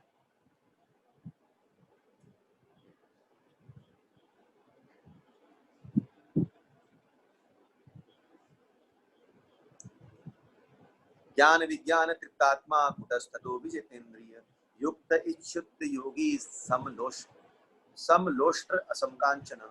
वह व्यक्ति आत्म साक्षात्कारता को प्राप्त तथा योगी कहलाता है, जो अपने अर्जित ज्ञान तथा अनुभूति से पूर्णतः संतुष्ट है। ऐसा व्यक्ति आध्यात्म को प्राप्त तथा जितेंद्रिय कहलाता है। वह सभी वस्तुओं को, चाहे वो कंकड़ हो, पत्थर हो या सोना हो, एक समान देखता है। तो भगवान ने एक शब्द इस्तेमाल किया इसमें, ज्ञान विज्ञान तृप्तात्मा कुटस्थो। कुटस्थो का मतलब क्या होता है? एक पिंड होता है, इसको कुट कहते हैं। कुट जैसा पिंड में क्या होता है? उसमें 3 चीजों का मिश्रण रहता है, सोना, चांदी और लोहा। उसको अलग अलग रूप में स्थापित किया जाता है और एक स्वरूप बनाया जाता है, एक स्वरूप बनाया जाता है, उसको मतलब कुट कहा जाता है। तो भगवान बोलते हैं कि ज्ञान विज्ञान तृप्तात्मा कुटस्थो विचिन्त्रिय। तो वैसे ही जो महापुरुष होते हैं वो क्या करते हैं, हर परिस्थिति, चाहे वो अनुकूल हो, प्रतिकूल हो, सुख हो, दुख हो, मान हो और अपमान हो, उनको एक जगह गढ़ करके उसको एक दृष्टि से, एक स्वरूप में देखने का प्रयास करते हैं, फिर उसमें भेदभाव नहीं करते। ये भगवान कुटस्थ से इस बात को एग्जाम्पल देकर के सुना रहे हैं। वो व्यक्ति क्या करता है? अब देखिए, ज्ञान क्या है? ज्ञान मतलब जानना, जानकारी। जानकारी मतलब जो हम जान गए कि हम कौन है, ज्ञान है। और विज्ञान क्या है? उस जानकारी के द्वारा उसको लेने के बाद अपने जीवन के आचरण में लेकर के आना, वो विज्ञान है। जैसे हम जान गए कि अनुकूल क्या है, प्रतिकूल क्या है, उस अनुकूलता और प्रतिकूलता में समता कैसे रहा जा सकता है, वो ज्ञान है। उसको कहते हैं ज्ञान। मन का निग्रह कैसे होगा, इंद्रियों का निग्रह कैसे होगा, ये जान लेना, ये ज्ञान है। पर उसको निग्रहित कर देना, ये विज्ञान है। अब हम सम हो गए, समता को प्राप्त होना, ये विज्ञान है। उसके लिए प्रयत्नशील होना, ये विज्ञान है। भगवान बोलते ज्ञान विज्ञान तृप्त आत्मा, जो तृप्त हो जाता है। मैंने समझाया था, रति तृप्त संतुष्टि। और रति तृप्ति संतुष्टि, इसमें से क्या प्राप्त होती है? इन तीनों चीजों से एक चीज निकलती है। वो क्या निकलती है? समता। इन तीनों, रति तृप्ति संतुष्टि, ये तीनों से एक चीज निकल करके पैदा होती है, इसको कहते हैं समता। समता भाव पैदा। समता समझते हैं? एक होती है समता, एक होती है विषमता।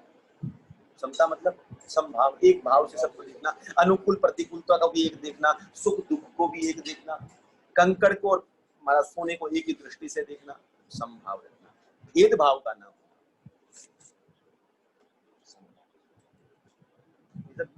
ज्ञानियों ध्यानियों के लिए है, हमारे लिए नहीं। मतलब उस लेवल के ज्ञानी, ज्ञानी शुद्ध पुरुष।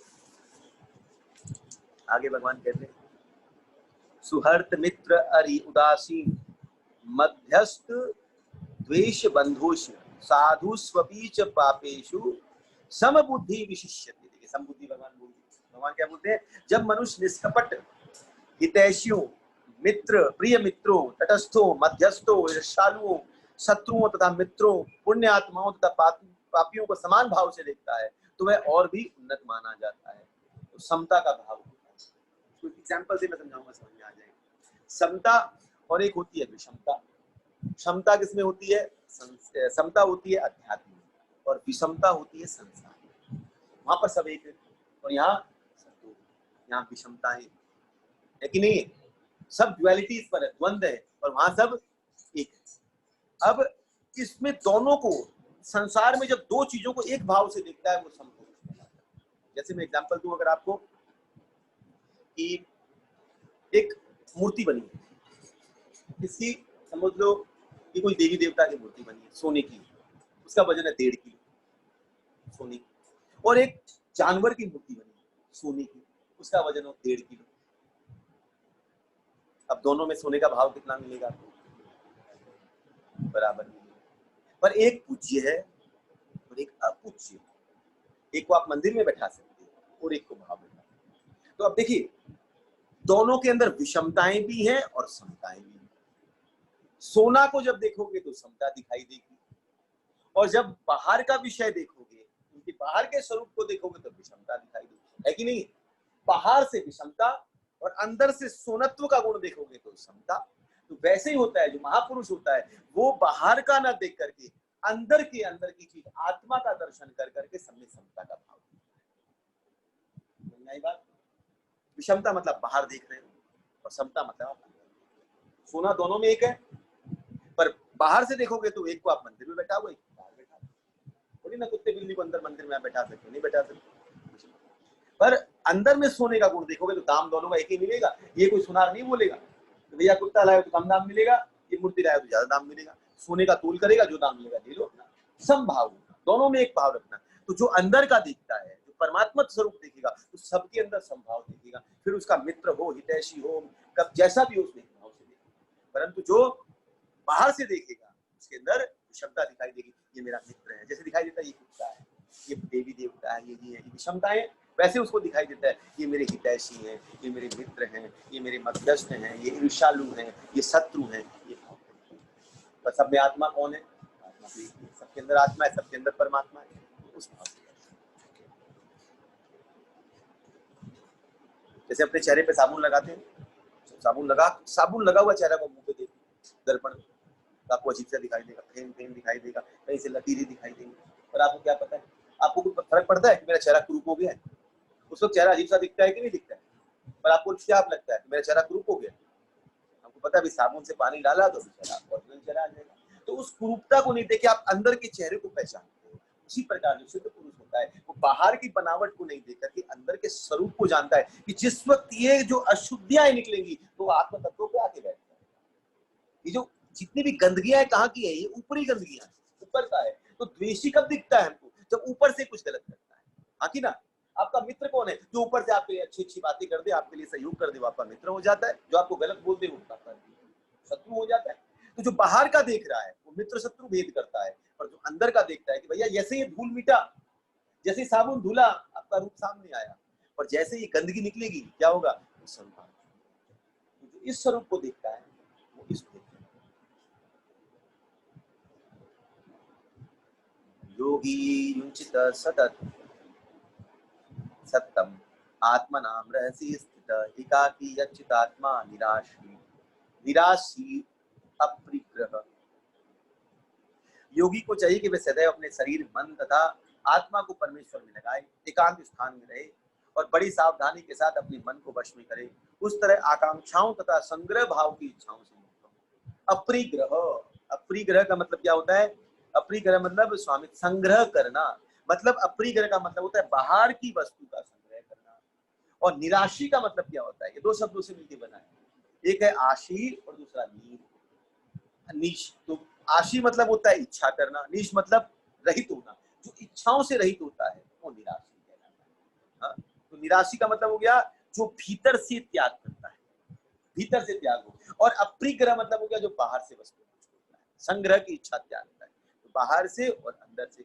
तो अप्रिग्रह के बाद ही निराशी हुआ जा सकता है। जब आप बाहर से त्याग करते हो तब अंदर से त्याग हो सकता है।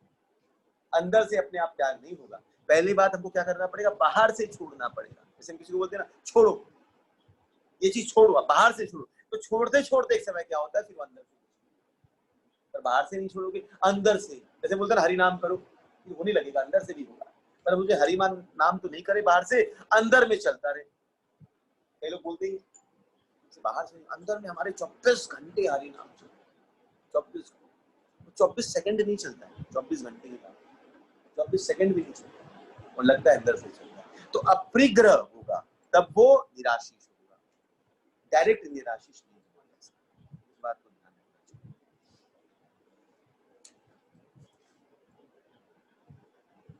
तो बाहर से क्या होता है? पदार्थ का संग्रह त्याग होता है, और अंदर से क्या होता है? उसकी कामना और आशा का। बाहर से जब अप्रिग्रह होगा तो क्या होगा? उसका संग्रह त्याग होगा। लिख रहे हैं ना यहाँ पर में, अपनी आकांक्षाओं तथा संग्रह की इच्छाओं से। संग्रह भाव जो है ये क्या है? अप्रिग्रह। और आकांक्षा मतलब हो गया निराशा। अंदर से कामना की निवृत्ति, आशा की निवृत्ति, एक्सपेक्टेशंस, ये मेरे लिए ऐसा करेगा, इस चीज से मुझे इतना लाभ, ये आशा रखना, एक्सपेक्टेशंस रखना, इसकी निवृत्ति निराशा। और उसको संग्रह करना बाहर से।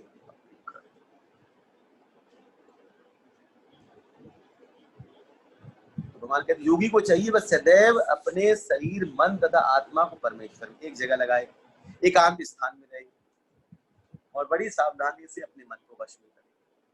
एकांत में रहना मतलब जहां पर मन विचलित ना हो। मन, अब समझ लीजिए जिसका मन एकाग्र हो गया है वो कहीं भी घूमे तभी भी एकांत है, क्योंकि मन को संभालना आ गया है। और इसका मन संभल, अब जैसे बच्चे को जब कमरे में बंद कर देते हो तो आपने बांध दिया, यही रहे। देखिए दो चीजें, ये जो अवस्था भगवान बता रहे हैं कि एकांत स्थान में रहे। एकांत स्थान में रहे मतलब उस बच्चे को आपने एक जगह दे दिया, कमरे में बंद कर दिया, यही रहे, बाहर नहीं निकलना। अब उस कमरे में घूम रहा है, आप निश्चिंत हो कि हमसे नहीं रह रहा है।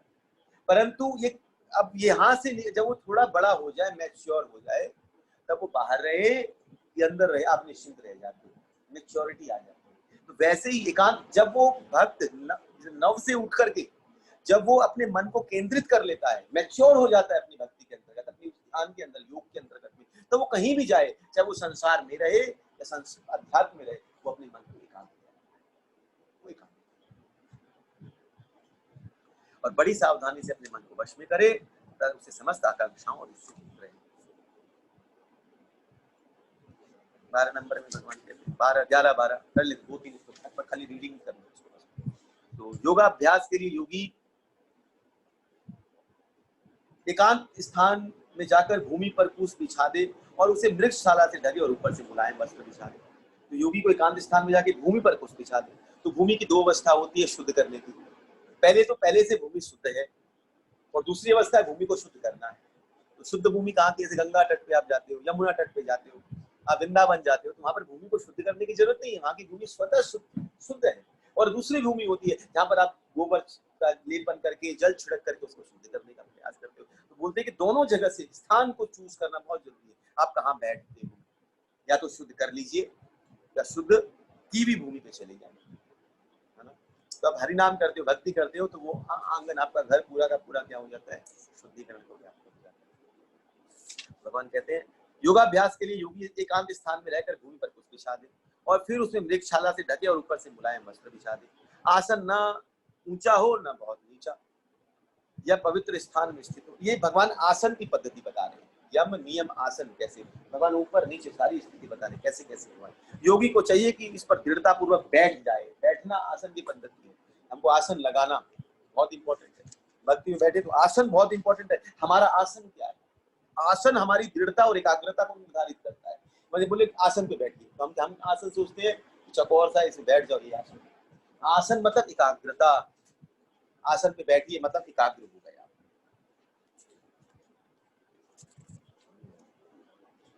यह पवित्र स्थान में योगी को चाहिए कि उसे दृढ़ता पूर्वक बैठ जाए और मन, इंद्रियों और कर्मों को वश में करते हुए तथा मन को एक बिंदु पर स्थिर करके हृदय को शुद्ध करने के लिए योगाभ्यास करें। भगवान यहाँ पर जो बोल रहे हैं किसके शुद्धिकरण के लिए?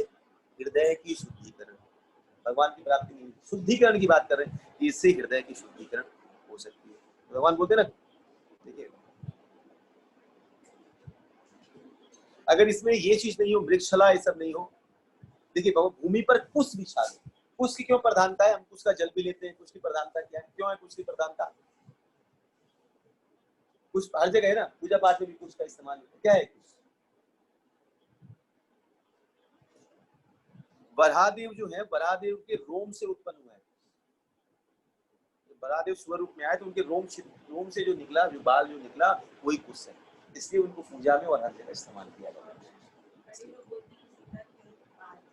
कौन बोलते हैं?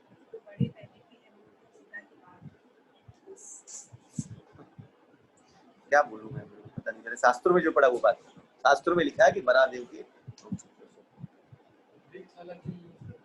मृगशाला का है। मृगशाला मतलब वो नहीं कि मार करके मरी हुई मृगशाला, क्या बताऊं, मृगशाला है, ध्यान करे मृगशाला, सिद्धांत वैसा दिया हुआ। डीएस की बोली, हाँ डीएस की। वो शेर वेर गलत है। मृगशाल मतलब वो मृग जो मरा हुआ है उसकी छाल, मार करके छाल। हाँ डीएस की है मृगशाल। कृपा जी क्या लिखते हैं?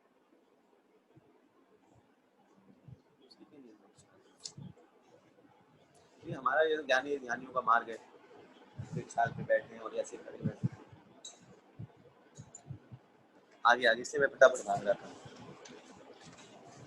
योगाभ्यास करने वाले को चाहिए कि अपने शरीर, गर्दन और सिर को सीधा रखे, नाक के गले अगले सिर पर दृष्टि लगाए। इस प्रकार वह अविचलित तथा दमित मन से भय रहित विजयी जीवन से पूर्णता मुक्त होकर अपने हृदय में मेरा चिंतन करे और मुझे ही अपना चरम लक्ष्य बनाए। अपनी गर्दन सब सीधी करे। ठाकुर ने वो 3 चीजें बोली, शरीर, गर्दन और सिर। कोई भी आसन अगर आप करते हैं, कोई भी आसन योगा करेंगे तो आपको 3 चीजें सीधी रखनी पड़ेगी। क्या क्या चीजें? शरीर, गर्दन और सिर, 3 चीजें। ये और शरीर आपका सीधा।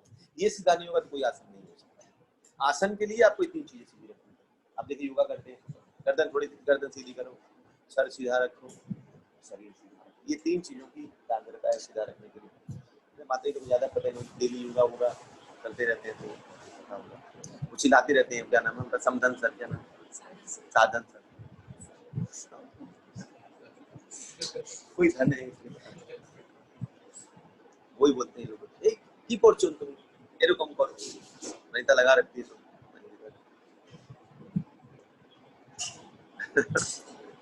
तो इसमें भगवान बोलते हैं कि नेत्र कैसे होनी चाहिए, नेत्र अर्ध खुले होने चाहिए, आधे खुले और आधे बंद। ज्यादा मत खोलिए, संसार दिखेगा, ज्यादा बंद मत करिए, इतने पक्के नहीं हुए सो जाओगे, इसे अर्ध खुले हो। हाँ, ये भी बोलते हैं। कौन? हाँ, कौन बोलते हैं?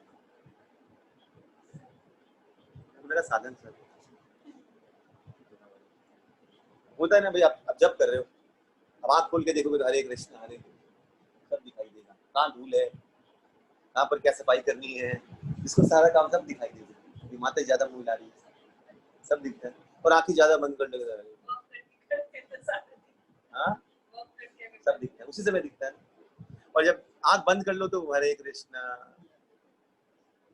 अर्ध खुले, आधे खुले और आधे बंद, न निद्रा में रहो न संसार में। भक्ति विनोद ठाकुर क्या करते थे, यहाँ से कपड़ा लगाते थे, यहाँ ऐसे और अर्ध खुली, न इधर का न उधर का, इधर देखे तो नहीं दिखाई दी, इधर पे नहीं दिखाई। नियम हमारे आचार्यगण ने बहुत प्रैक्टिकल शिक्षा दी है कि कैसे करना चाहिए।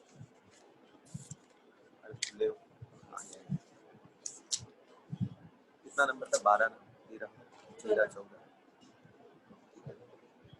वही मैंने पहले बताया, मन क्या करे, मन को दमन करे, दमित मन से। दमित मन मतलब मन, आसन पे जब बैठेंगे तो मन दमित होता है, पिघलता है।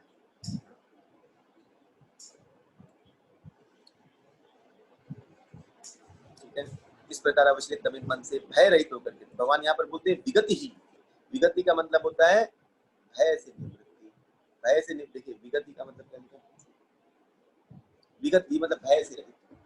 भय से रहित मतलब कि भय कहाँ पर रहता है? अहंकार में, मैं और मेरे के अंदर बैठता है। भय हर जगह है, परंतु मैं और मेरा से भय की निवृत्ति। मैं जैसे पहले भी कहा, शोक की निवृत्ति। शोक कहाँ रहता है? निवृत्ति कैसे? ये पता है सब जगह, निवृत्ति नहीं पता। हाँ नहीं, एक ही है। शोक कहाँ रहता है? निवृत्ति शोक से अस्वीकृति, संबंध की अस्वीकृति करेंगे, शोक निकल जाएगा।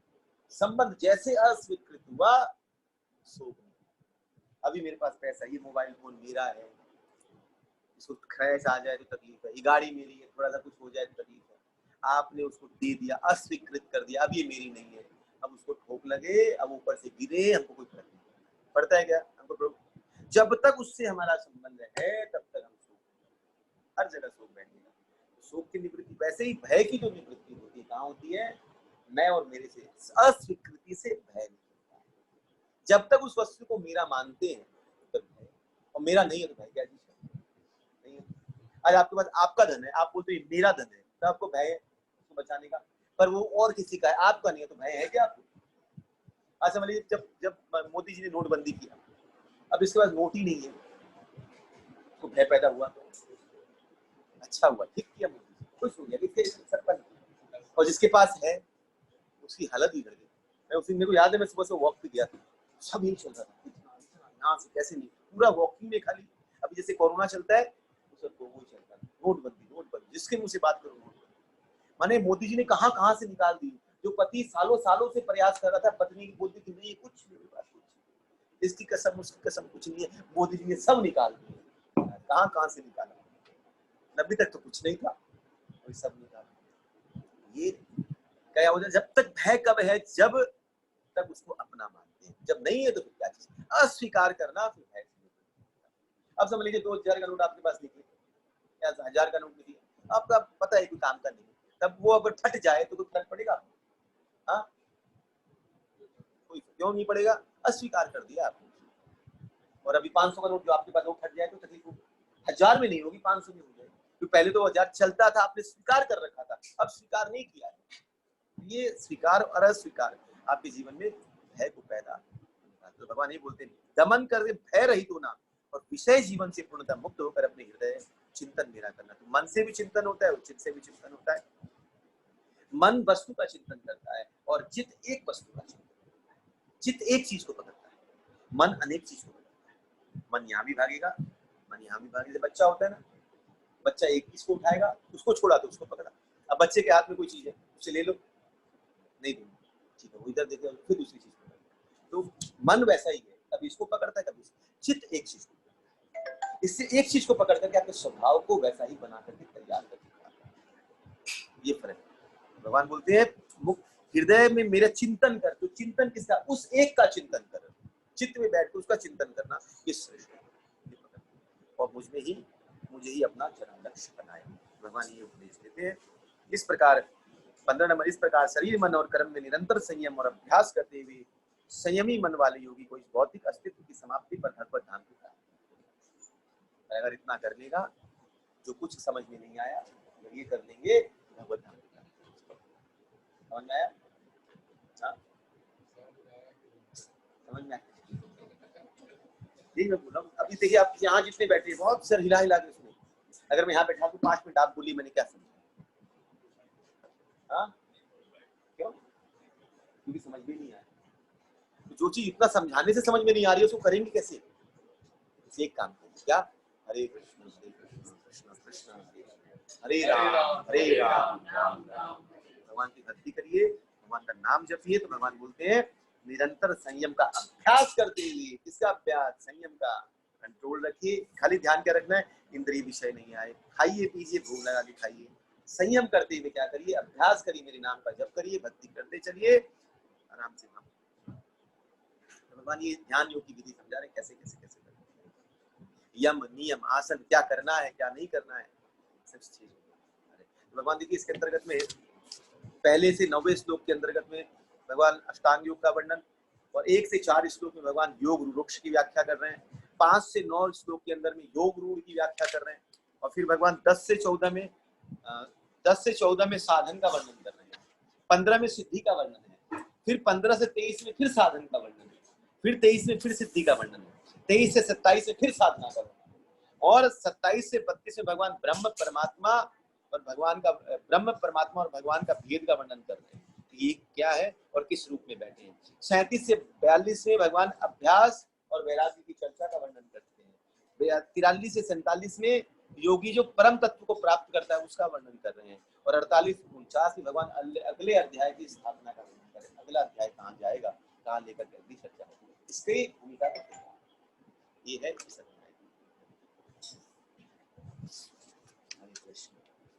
कोई प्रश्न है, कोई जिज्ञासा है तो पूछ लीजिए। हरे कृष्णा।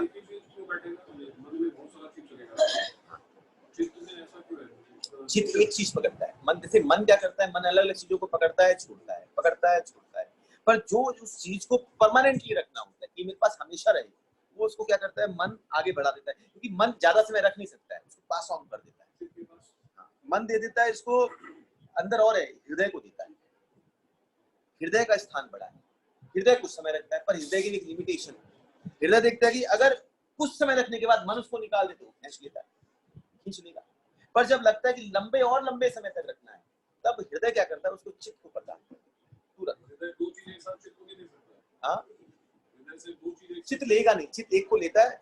जैसे हम एक खाना खाते हैं, उसको चबाते हैं, उसको डाइजेस्ट करते हैं, फिर दूसरा निवाला लेते है ना। एक गाछिया खा लिया, उसको चबाया, अंदर लिया, फिर हम दूसरा गाछिया उठाते हैं। चित्त भी वही करता है, एक वस्तु घुसी, उसको अच्छे से समाया, स्वभाव बनाया, फिर चिंतन एक चीज का। अगर 2 घुस भी गया, 2 आ भी गया, पर वो एक को पकड़ करके बैठेगा, एक को काम कर देगा, फिर दूसरे को पकड़ेगा, फिर तीसरे को पकड़ेगा, वैसे कर करके चीजें। चित्त बड़ा है, चित्त एक चीज पर हो, एक चीज को पकड़ता है, 2 को नहीं। मन अनेक चीजों को एक साथ पकड़ता है। चित्त से स्वभाव बनता है, यदि स्वभाव मल्टी स्वभाव जो बात बोलते हैं, तो वो क्यों बनता है? Multi things go inside the चित्त, तब तो मल्टी स्वभाव बनेगा ना। मल्टी नहीं, स्वभाव एक चीज से। जैसे मैंने क्रोधी है, क्रोध को पकड़ करके स्वभाव बनेगा। अब एक आदमी क्रोधी भी है, लोभी भी, तो वो क्या किया, पहले क्रोध को तैयार किया, अब लोभ घुसा तो चित्त ने लोभ को तैयार किया, लेबर एक एक करके तैयार करता है, तभी तो स्वभाव बनता है। फिर जब वो वस्तु सामने आती है तो उस हिसाब से और ये चित्त में जो वस्तु चली जाती है ना, इसको बहुत मुश्किल है निकालना। मन से निकल जाएगी, बुद्धि से निकल जाएगी, अहंकार से निकल जाएगी, और चित्त से निकालना बहुत मुश्किल। चित्त कारण शरीर नहीं, आंतरिक अवस्था है, बहुत और बुरी अवस्था है। और उसके भी कारण शरीर समझ लीजिए। चित्त कारण शरीर बोल सकते हैं, पर कारण से ये सबसे आंतरिक अवस्था है। कारण अंतर एकदम आंतरिक अवस्था। हाँ, समझना क्या है, बस सुधारना है। सुधार जान के लिए क्या करेंगे? अब बोले ना कि चित्त में चला गया तो इट इज वेरी डिफिकल्ट। हाँ, पता कैसे चलेगा कि चित्त में जा रहा है कि नहीं जा रहा है, कहाँ है? आपको गंदी चीजों को चित्त में लेके क्यों जाना है? किसी को भी कोई गलत चीजें उसको चित्त में क्यों लेके जाना है? पहले से बैठा हुआ मेरा हाँ, तो वो तो पता ही है। अगर हमारा स्वभाव है, पता ही हम क्रोधी है कि लोभी है कि हम क्या है, वो तो पता ही है। चित्त आप बोले कि एकदम भूया स्टेज हो गया। हाँ, मेरा स्वभाव हो सकता है कि चित्त को टच नहीं किया हो, मन तक नहीं तोड़ा। कर ले हरिनाम इतना करिए कि निकल जाए, सलट जाए। जो जा रहा है, जो जाएगा, सब निकल जाएगा। अंदर का पूरा एकदम ड्रेन क्लीन कर देता है अच्छे से। जो फंसा हुआ है, इस नाले में कुछ डालते हैं ना, कुछ ऊपर है, कुछ बीच में फंसा है, कुछ एंड में फंसा है, तो हम क्या करते हैं? ड्रेनेक्स क्या डालते हैं? कीवी ड्रेनेक्स। तो ऊपर का भी सफा करता है, बीच का भी सफा करता है। हरिनाम यही करता है, ड्रेनेक्स क्लीन कर देता है। जो अंदर जाएगा उसको भी निकालता है, जो मन और बुद्धि में फंसा है उसको भी निकालता है, जो हृदय में फंसा है उसको भी निकालता है, और जो चित्त में है उसको भी चेंज कर देता है। सबको सफा करता है। हरिनाम हरि कथा जो जोड़ा है, ये दोनों मिलकर के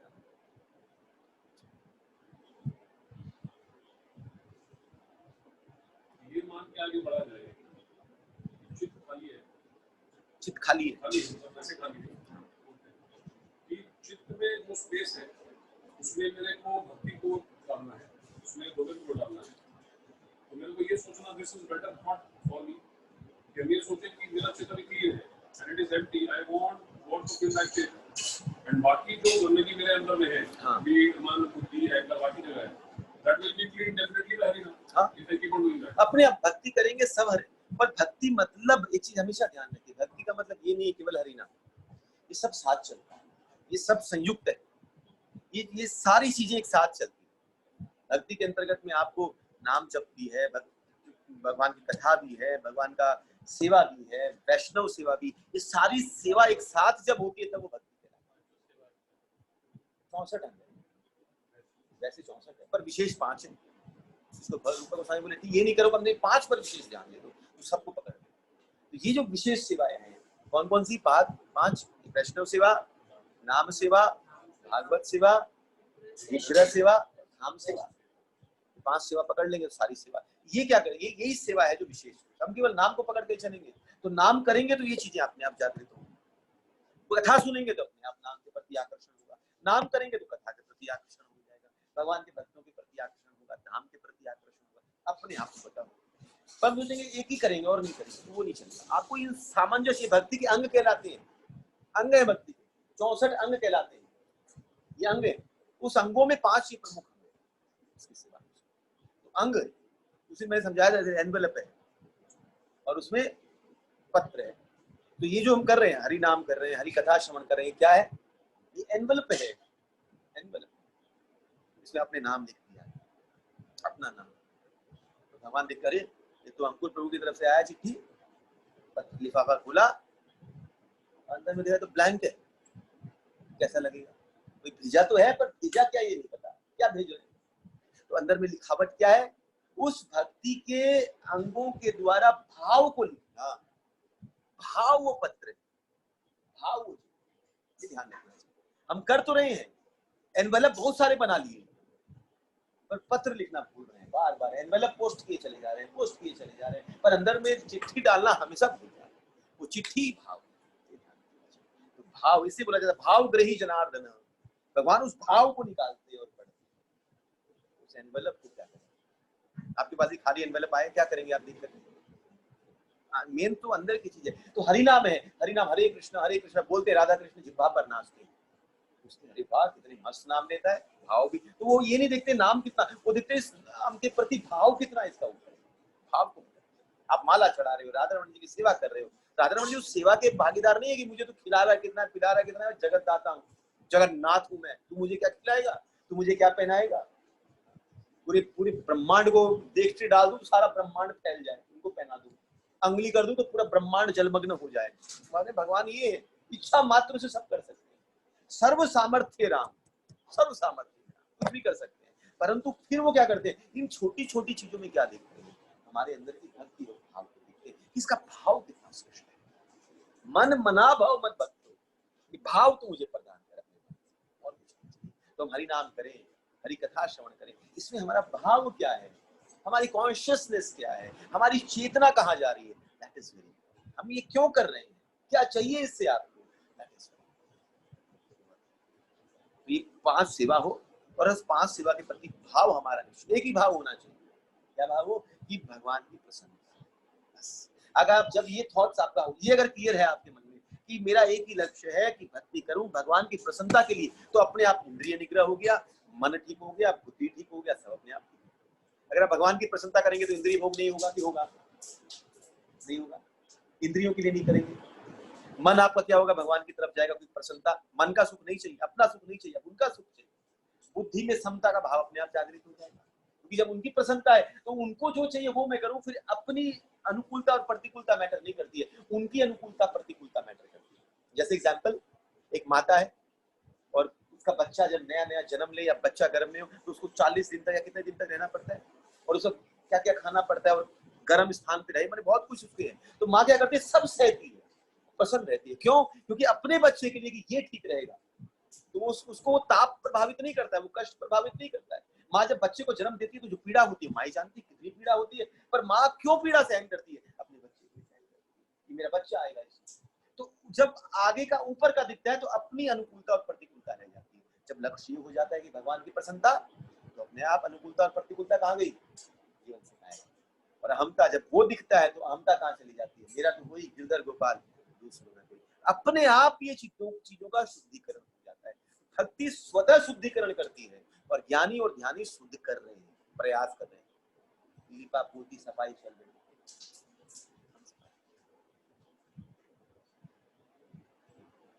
आज ही सुबह समझाया, एक भारी पक्ष से अगर आपको समझा दूं, कोई पूछे, एक मंदिर का आंगन है, मंदिर है, इसमें ब्रह्म कहाँ है, परमात्मा कहाँ है और ठाकुर कहाँ है।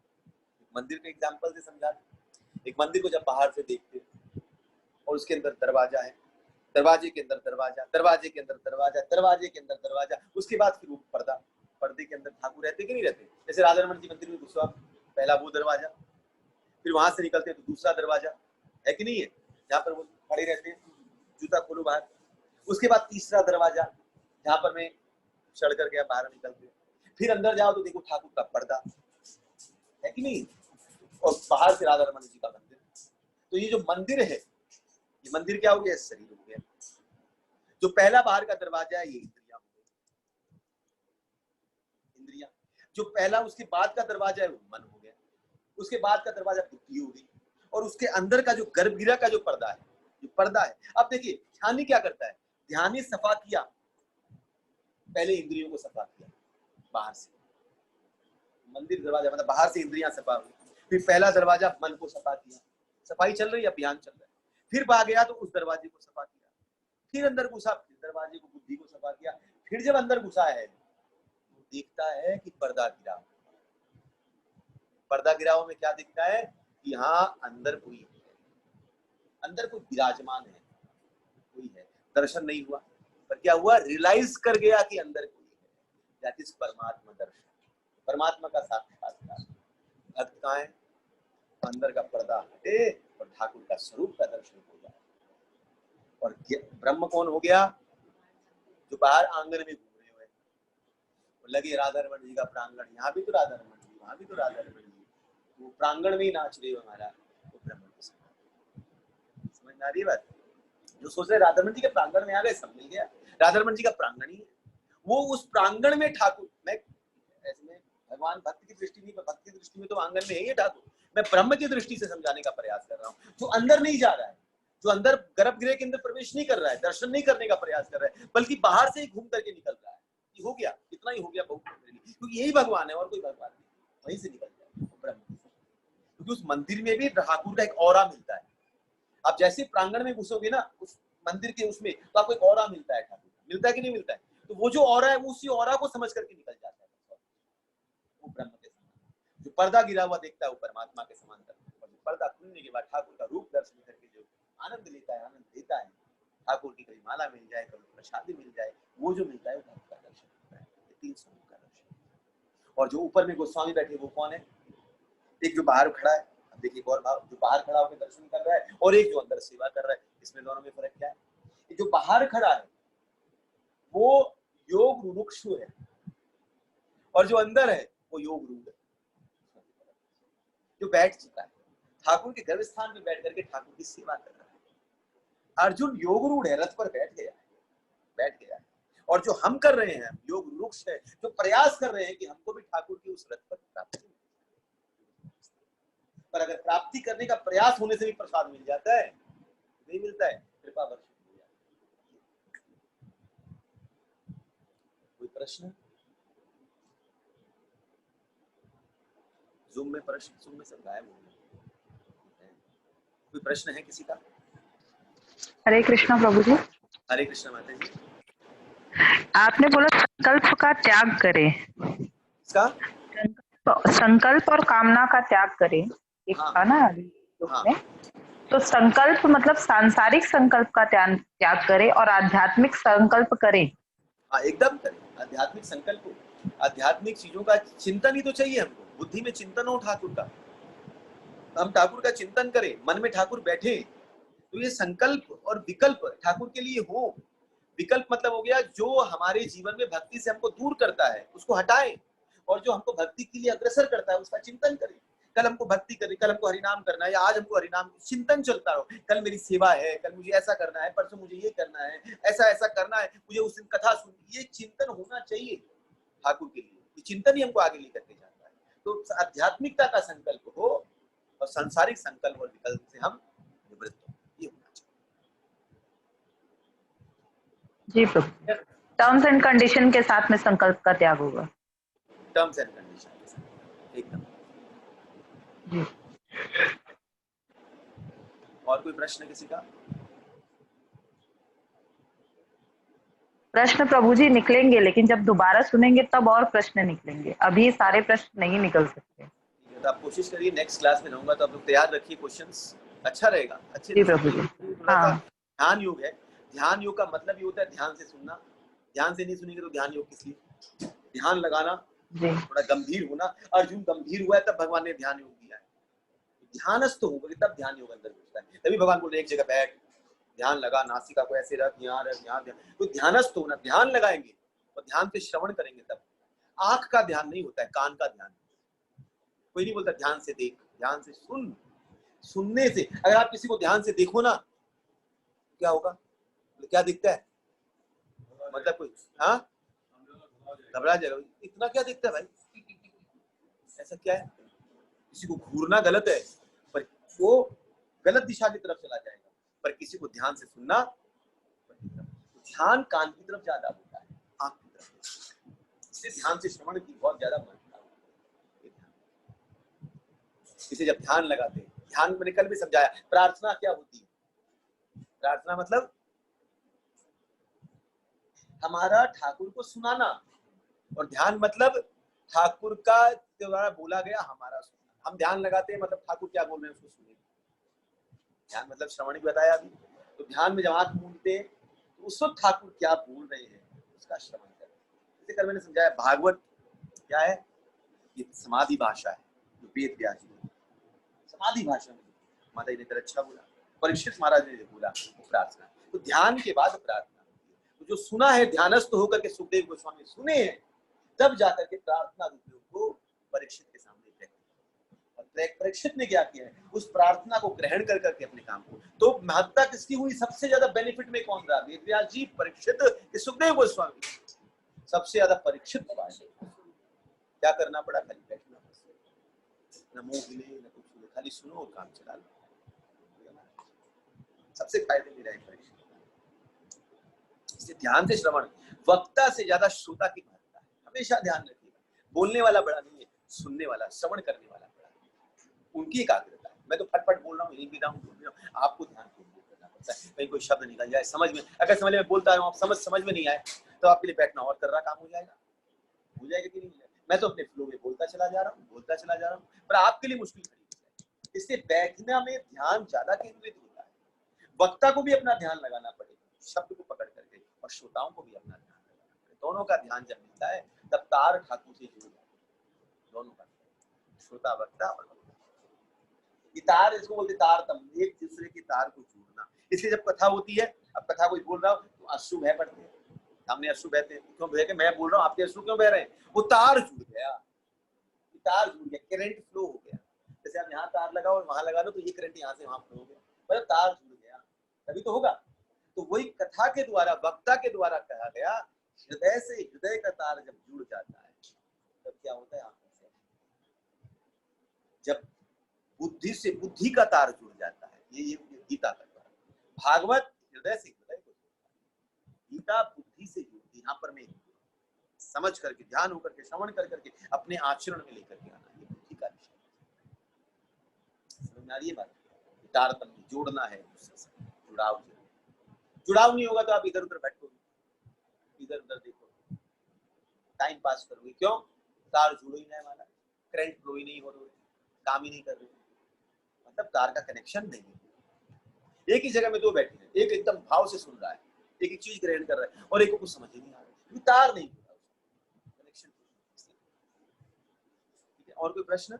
लिखा है योगी को चाहिए कि वह सदैव अपने शरीर, मन तथा आत्मा को परमेश्वर में लगाए। तो भक्ति योग में भी तो वही बता रहे हैं कि भगवान, योगी की बात कर रहा हूँ, यहाँ पर मैं योग की बात कर रहा हूँ। तो फर्क कहाँ हो गया ध्यान योग में और भक्ति योग में? जब किया यहाँ पर क्या बोला? योगी को चाहिए, ये नहीं लिखा ध्यान योगी को चाहिए। आप योगी को ध्यानी से क्यों पकड़ते या कर्म से क्यों पकड़ते? भक्ति भी तो योग है ना? मैं वही समझा रहा हूँ। जब आप शरीर, मन, बुद्धि, अहंकार से लेकर गर्भ, ये आप किस जगह बैठे हो ये आप पर निर्भर करता है। सभी तो उस प्रांगण में है, एक प्रांगण से जा रहा है, एक पर्दा गिरा है तो जा रहा है। कहीं होते ना भाई, पर्दा गिर गया, आया पर्दा गिरा, कब पर्दा खुलेगा? 2 घंटा, आधा घंटा बाद। ठाकुर भोग पा रहे हैं, देरी हुई, हम निकल जाए, वो निकल गया, दर्शन नहीं, और एक बैठे इंतजार कर रहा है। तो भक्तों के जीवन में क्या है सबसे बड़ी चीज? तीव्र प्रतीक्षा, इंतजार करना, ठाकुर आएंगे, यही तो प्रतीक्षा है, तब ठाकुर का दर्शन। तो योगी तो तीनों।